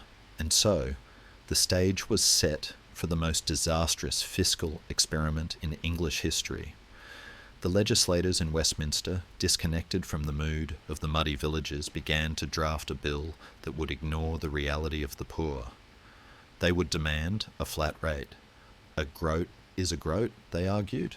Whether it comes from a duke's purse or a ditch digger's hand, it buys the same arrow. But they forgot that a groat to a duke is nothing, while a groat to a ditch digger is a day's life. The pressure that had been building since the Black Death, the anger at the wage caps, the frustration with the sumptuary laws, the resentment of a losing war, was about to find a spark. The silence of the post-plague world was over. The noise was returning. But this time it would not be the wailing of mourners. It would be the roar of a mob. Hold in your mind the image of a single silver coin. It is small, about the size of a fingernail, stamped with the face of a king who looks eternally young. This is a groat worth 4p. To a wealthy merchant in London, a groat is nothing. A tip for a porter, the price of a cheap meal. But to a labourer in a muddy village in Essex in 1380, a groat is half a day's back-breaking work. And now the government is not asking for one groat, it is asking for 3. This is the moment where the abstract machinery of the state grinds against the hard reality of the poor, producing a spark that will set England on fire. The poll tax of 1381 is perhaps the most famous disaster in the history of taxation, a masterclass in how not to collect revenue. It ignored the most basic rule of public finance. A tax must feel, however vaguely, like a shared burden. Instead, the poll tax felt like a punishment for being alive. The road to rebellion was paved with 3 distinct levies, each worse than the last. The first poll tax in 1377 was a shock, 4p from every adult. It was a talage of groats. It was heavy, but the harvest had been decent, so the people paid, grumbling. In 1379, the government tried again with a graduated tax, where dukes paid more than peasants. It was complex, confusing, and it failed to raise enough money. So, in November 1380, the Parliament at Northampton, desperate to fund the endless war in France and protecting their own vast estates from heavier levies, decided to return to the blunt instrument. They voted for a new poll tax of 1 shilling, 3 groats per head. For every person over the age of 15, a shilling, 12 pence. For a family of 4 adults, mother, father, grandmother, and grown son, this was 4 shillings. That could represent a month's wages. It was a demand that did not just trim the fat, it cut into the bone. The reaction in the villages was not immediate explosion, it was immediate evasion. This is the quiet resistance we spoke of earlier. When the tax collectors arrived in early 1381, they found that the population of England had miraculously shrunk. Village elders and constables simply left people off the lists. Unmarried women, elderly aunts, and wandering labourers vanished from the records. The tax returns came back to London, showing a population drop so massive that it looked like a second Black Death had struck. The Royal Council knew they were being lied to. They were furious. They didn't see a starving peasantry. They saw a cheating peasantry. So they made the fatal mistake. They sent out commissioners of inquiry to re-audit the villages, to look behind the curtains and under the beds, to find the missing heads and force them to pay. It was this second wave of aggressive auditing that broke the dam. In late May 1381, in the village of Fobbing in Essex, a commissioner named John Bampton summoned the villagers to explain their tax evasion. He was arrogant, threatening, and backed by soldiers. The villagers, led by a man named Thomas Baker, told him simply that they would not pay a penny more. When Bampton ordered arrests, the villagers didn't run. They drew their knives. The commissioner fled for his life, and the signal fires were lit. The revolt spread with terrifying speed, not as a chaotic riot, but as a coordinated military mobilization. These men were not just farmers, many were archers who had learned discipline in the very wars the tax was supposed to fund. They knew how to march. As the Great Rising swept through Essex and Kent, the targets of the mob revealed a sophisticated understanding of their oppression. They did not just burn houses randomly, they targeted the archives. They broke into the manor houses and the abbeys, brought out the manorial rolls, the parchment records that listed who was a serf, who owed rent, and who owed tax. And they held great bonfires. They were ritually burning the memory of their servitude. Historians have long noted the specific fury directed at anything that involved writing. To the rebel, the quill was as dangerous as the sword. Literacy was the code in which their poverty was written. "Away with it!"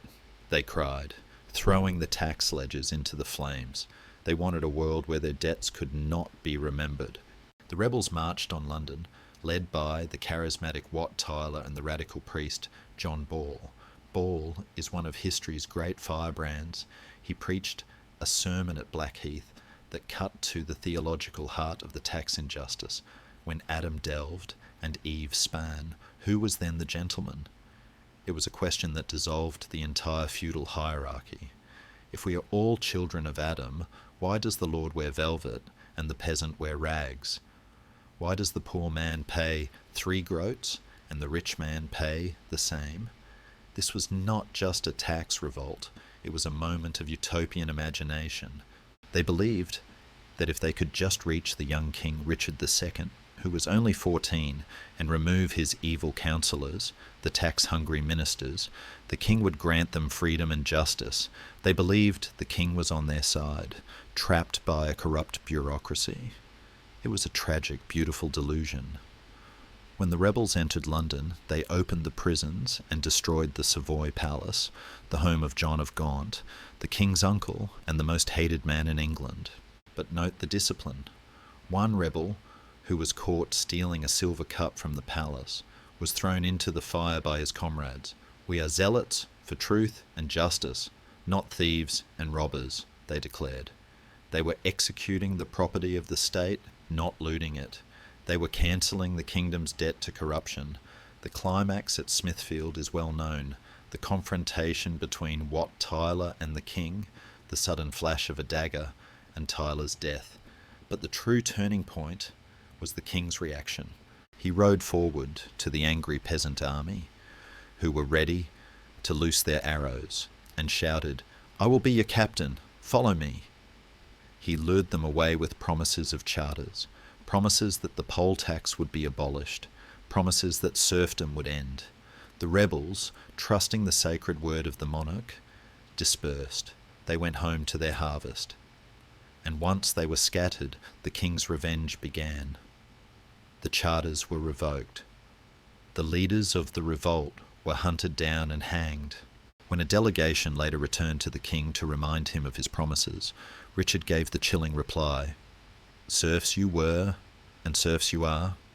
You shall remain in bondage, not such as you have hitherto been subjected to, but incomparably viler." It seems like a total defeat. The peasants died, the leaders were executed, the chains remained. But historians argue that the peasants' revolt was actually a long-term victory. The government was so terrified by the near collapse of the state that they never again attempted to levy a poll tax in the Middle Ages. The idea of a flat tax on the head of every subject became politically radioactive. The landlords too became more cautious. They stopped trying to enforce the old feudal labour services with such rigour. Wages continued to rise. Serfdom in England quietly withered away over the next century, not because of a law, but because the lords were too afraid to enforce it. The three groats had bought a kind of freedom, after all, paid for in blood and smoke. But while the poll tax died, the king's need for money did not. The crown learned a lesson: do not collect the tax yourself. It is too dangerous. Do not send royal officials to the door to demand the coin. Instead, let someone else do the dirty work. Let the hatred fall on a middleman. And so, in the shadows of the failed revolt, the system of tax farming began to flourish across Europe.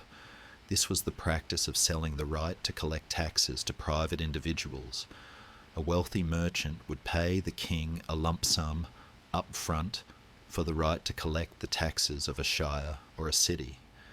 If he collected more than he paid the king, he kept the profit.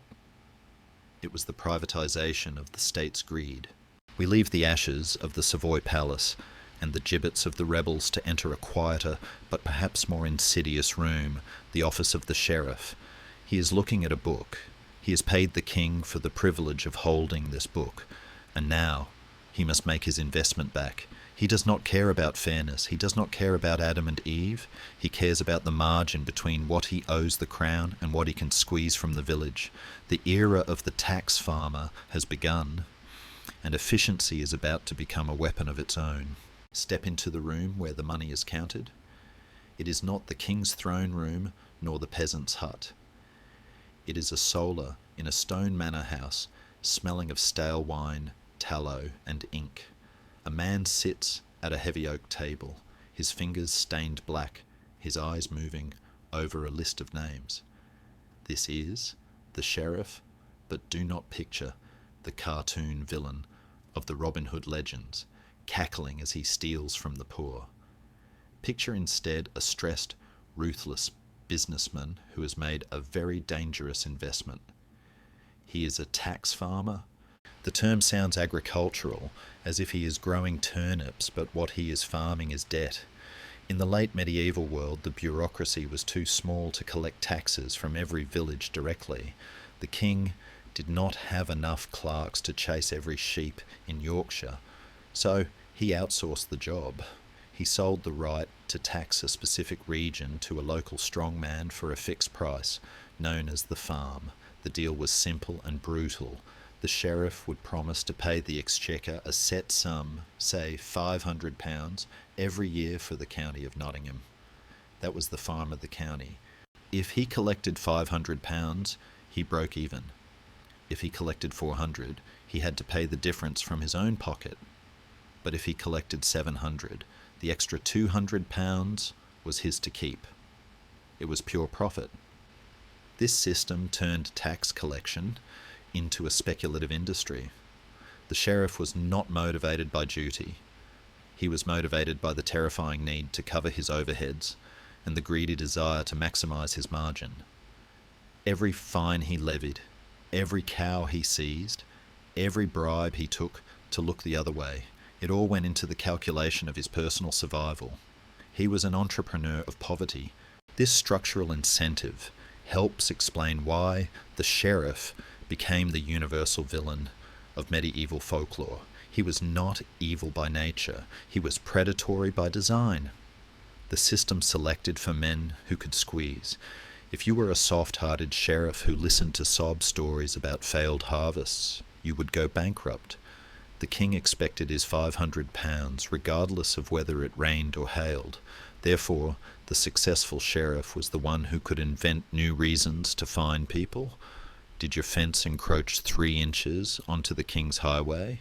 That's a fine. Did you brew ale that was slightly too weak? That's a fine, known as the immersement. Did you fail to attend the local court when summoned? Fine. These were not taxes in the grand sense of funding a war. They were the petty grinding frictions of a local tyranny, applied with the creativity of a man desperate to make his quota. Twice a year, at Easter and Michaelmas, late September, the sheriff had to travel to Westminster to face the Exchequer. This was the Super Bowl of medieval accounting. The ritual took place around a large table covered in a green cloth with a checkered pattern, resembling a chessboard. This is where we get the word exchequer, and indeed check. The king's treasurer and barons sat on one side. The sheriff sat on the other. It was a terrifying public audit. The sheriff would empty his sacks of silver onto the table. The clerks would move counters across the squares to tally the sum, if the coins were short, or if they were clipped and lightweight. The sheriff was in debt to the crown, a position that could lead to the confiscation of his own lands or imprisonment in the Fleet prison. The tension in that room was thick enough to cut with a knife. It was the moment where the farm was harvested, and the king saw if his crop of silver had come in. Historians often debate the morality of this system. From a modern perspective, it looks like legalized corruption. The sheriff was effectively bribed to be harsh. But administrative historians argue that tax farming was a necessary evil. The medieval state simply did not have the technology or the manpower to run a salaried civil service. They couldn't pay thousands of collectors a monthly wage, to be honest. It was cheaper and easier to let one rich man take the risk. The king was essentially buying an insurance policy. He got a guaranteed income, and the sheriff took the risk of the harvest. It was efficient for the crown, but it was a disaster for justice. It meant that the face of the government seen by the average person was not a neutral public servant, but a profiteer with a badge. This system bred a deep, simmering hatred that went beyond the tax itself. People can understand paying for a war. They might even understand paying for a king's wedding. But paying so that the local sheriff could add a new wing to his manor house felt like theft. The control of the sheriff became a major political demand. In the Magna Carta, the barons forced King John to agree to limit the sheriff's powers. In the 1300s, Parliament constantly petitioned the king to stop appointing outsiders as sheriffs and to pick local men who might be more lenient, or at least whose families lived within shouting distance of the angry mob. Yet the tax farmer was not just an English phenomenon. In France, the practice would eventually metastasize into the Ferme Générale, a massive corporate syndicate of tax farmers who became some of the richest and most hated men in the kingdom. But in the medieval period, it was still a local affair. We find records of pardoners, men licensed by the church to collect money for sins, who operated on a similar principle, paying a fee to the bishop for the right to scour the countryside for guilt-ridden souls. The logic of the farm was everywhere. If there was a flow of money, someone would buy the right to stand in the middle of it with a bucket. As the sheriff packs up his ledger and blows out the candle, satisfied that he has squeezed enough from the village of Oakhurst to cover his payment to the king, a shift is occurring in the national consciousness. The people are tired of the middlemen. They are tired of the arbitrary fines. They are beginning to realise that the only way to stop the sheriff is to bind the king. The king needs money. That is a constant law of nature. But perhaps the way he gets it can be changed. If the king wants to tax the wealth of the nation, he should not send a wolf to collect it. He should ask the sheep. The idea is radical. Consent. What if the tax was not a seizure, but a grant? What if the representatives of the shires came to the king and said, "We will give you the money, but on our terms"? The farm was a deal between the king and the sheriff. The new deal would be between the king and the community. And so, from the friction of the sheriff's greed, a new institution begins to harden, a place where the tax is debated, haggled over, and finally, grudgingly, signed into law. We are moving from the sheriff's office to the chapter house. We are going to Parliament. Listen to the sound of the room. It is not the hushed whisper of a cathedral, nor the drunken roar of a tavern. It is a murmuring, a low, tense hum of hundreds of men speaking at once, punctuated by the sharp rap of a wooden gavel. We are in the chapter house of Westminster Abbey, or perhaps later, in the painted chamber of the Palace of Westminster. The air is thick with the smell of wool cloaks and damp rushes on the floor. It is the late Middle Ages, and we are witnessing the birth of a new kind of market. This is not a market for grain or cloth. It is a market for power. The sellers are the knights of the shire and the burgesses of the towns, the commons. The buyer is the king, and the commodity is the one thing the king can no longer take by force: consent.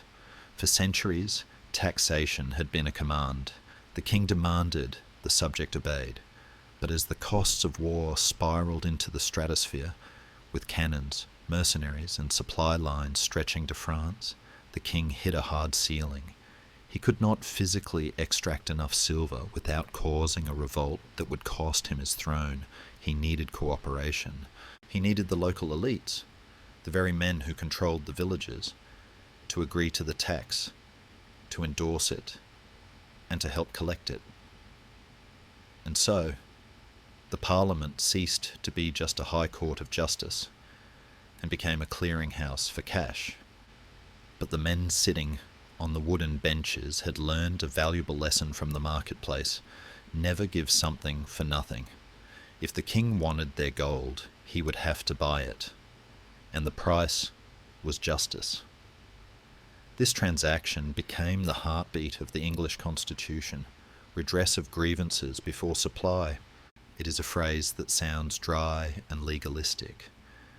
But imagine the human drama behind it.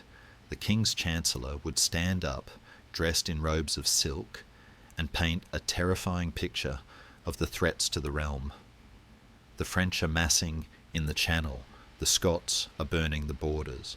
The defence of the kingdom requires a subsidy of £100,000.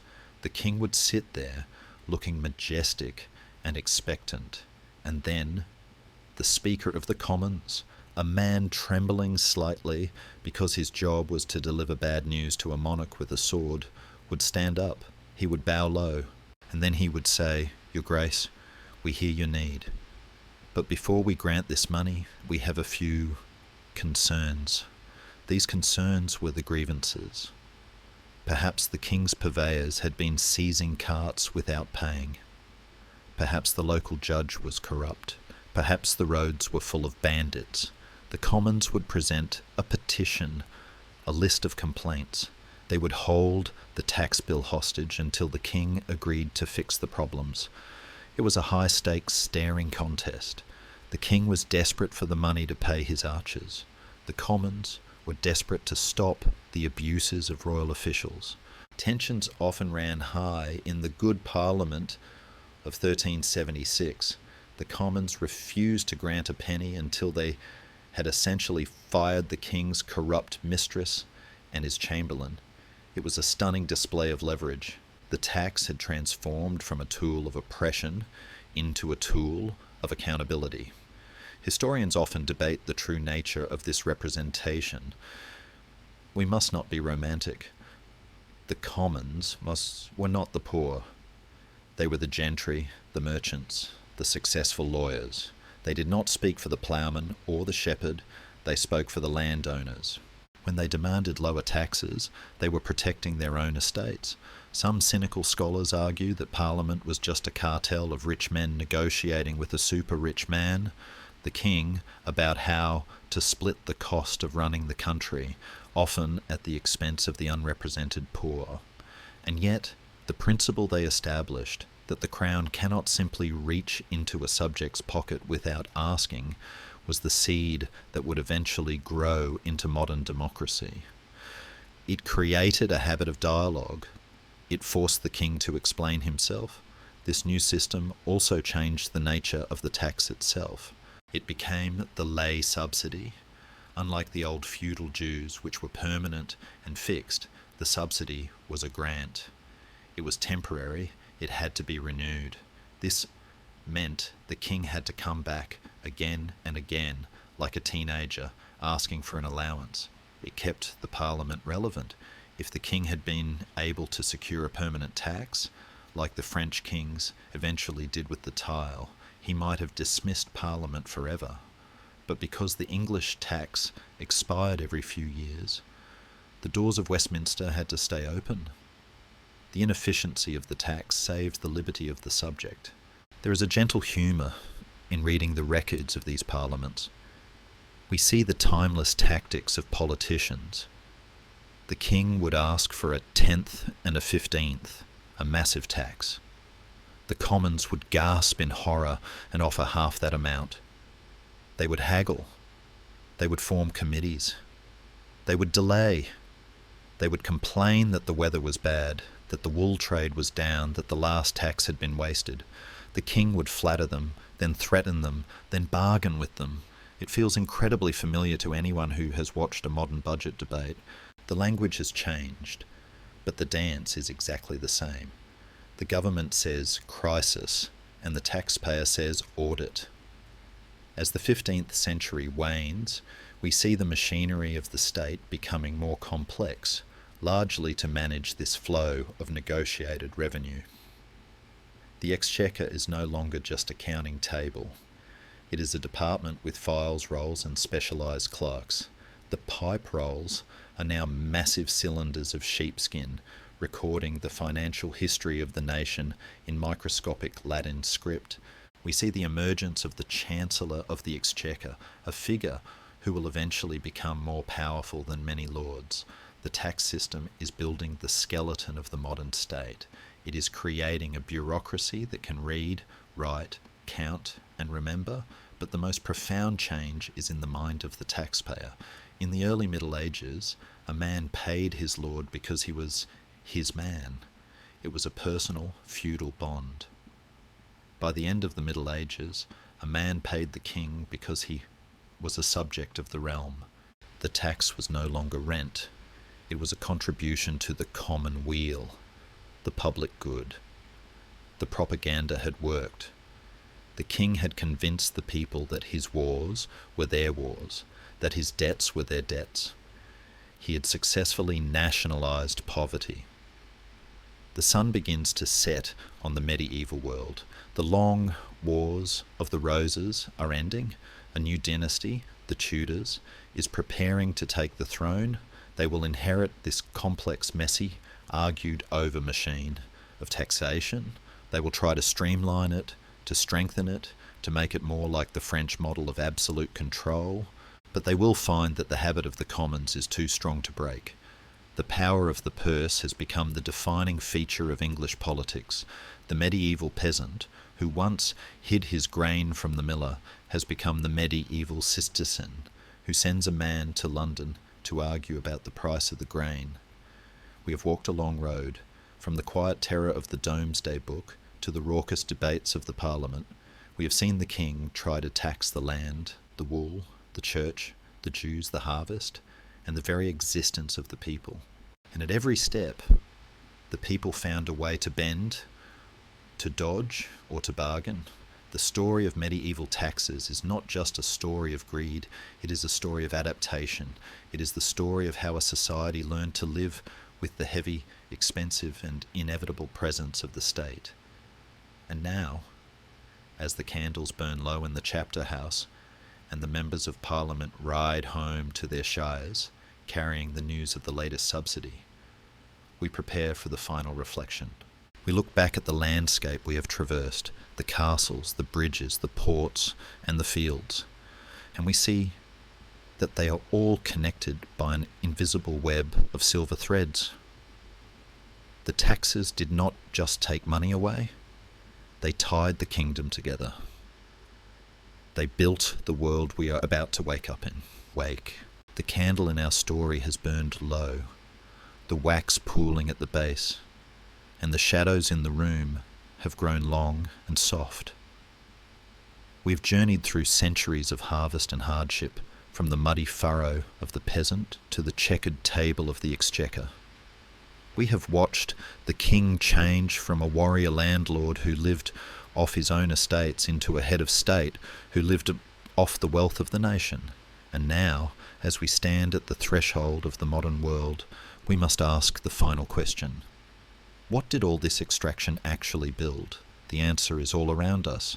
The medieval taxes we have explored, the scutage, the tallage, the customs, the subsidy, were not just payments. They were the invisible mortar that built the nation-state. Historians often use a term to describe this evolution: the fiscal military state. It suggests a cycle of cause and effect that defined European history. War drove the need for money, money drove the need for taxes, taxes drove the need for a bureaucracy to collect them. And that bureaucracy, the clerks, the records, the courts, the audits, became the government. In the year 1000, government was a man on a horse. By the year 1500, government was a machine.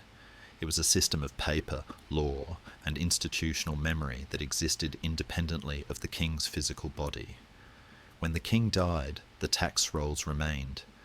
The state had become immortal because it had learned how to feed itself. Consider the ratchet effect, a concept economists debate to this day. Throughout the Middle Ages, we saw kings introduce new taxes as temporary emergency measures. The Darngeld to fight the Vikings, the Saladin tithe to fight the Saracens, the poll tax to fight the French. The promise was always the same. Once the danger passes, the tax will end. But history shows us a different truth. The danger passes, but the tax remains. The machinery of collection, once built, is too valuable to dismantle. The revenue that was once extraordinary becomes ordinary.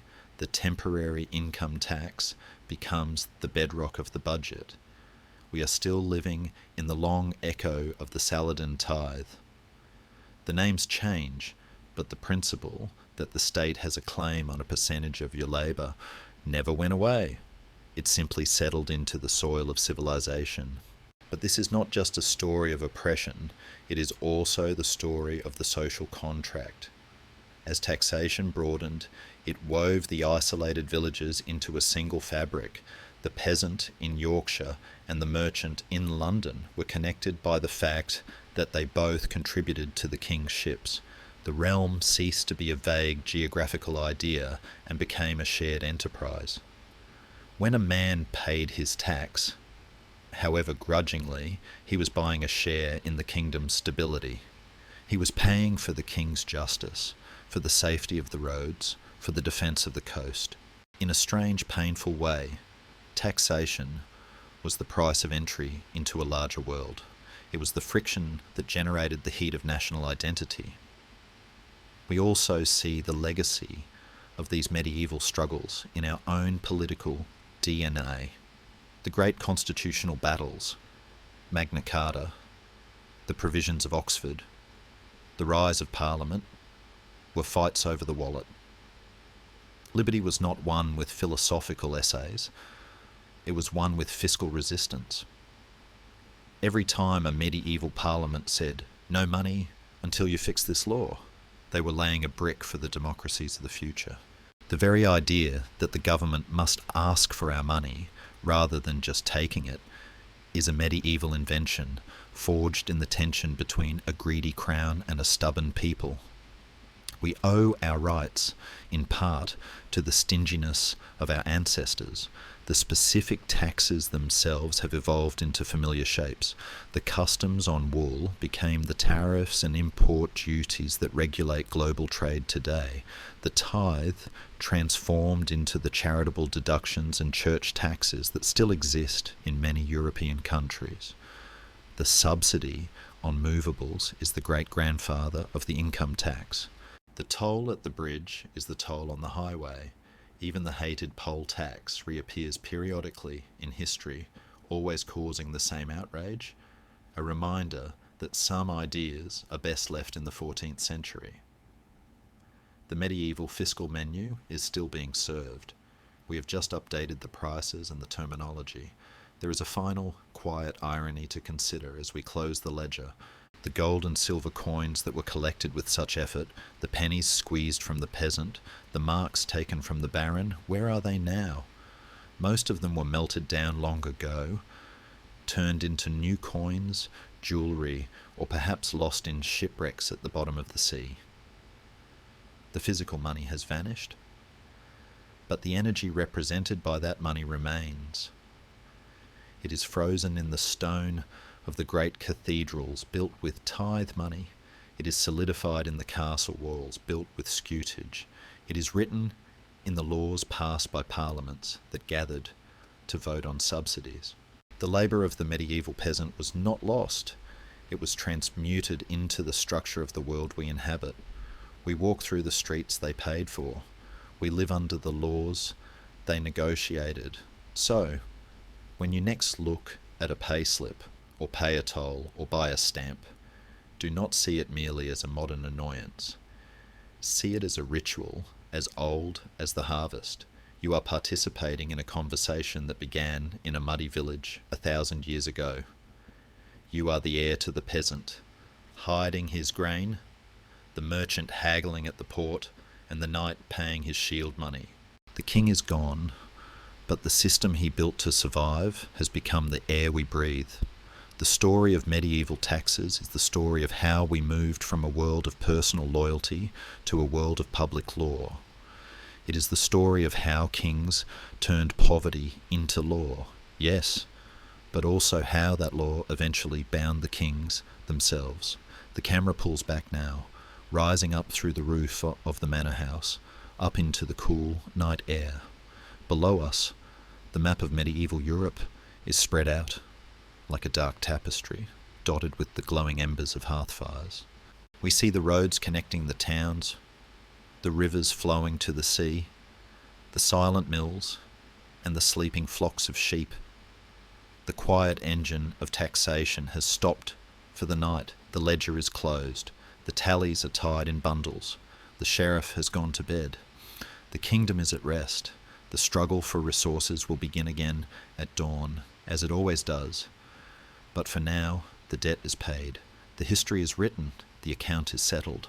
And now, let the heavy wooden door of the treasury close with a soft, solid thud. Click the lock. The gold is safe, and the history books are shelved in the quiet dust of the archive. You can let go of the dates, the names, and the numbers. They are not burdens for you to carry tonight. They are just stories, drifting like smoke from a chimney, dissipating into the vast star-filled sky. Feel the weight of the day lifting from your own shoulders, just as the heavy sack is lifted from the pack horse. You have travelled a long way through time, walking the old roads, listening to the voices of the past. But now, the journey is done. The road has led you here, to this moment of stillness. The castle walls are thick and protective. The fire is warm. The world outside is asleep, and there are no collectors at the door, no demands, no dues to be paid. Your breath is slow and steady, rising and falling like the gentle swell of a calm sea. Let the darkness wrap around you like a soft wool cloak. You are safe. You are free. The past is a dream, and the future is a distant shore. For now, there is only the velvet silence of the present. Drift into it. Let the story fade into a whisper, and the whisper fade into silence. Sweet dreams.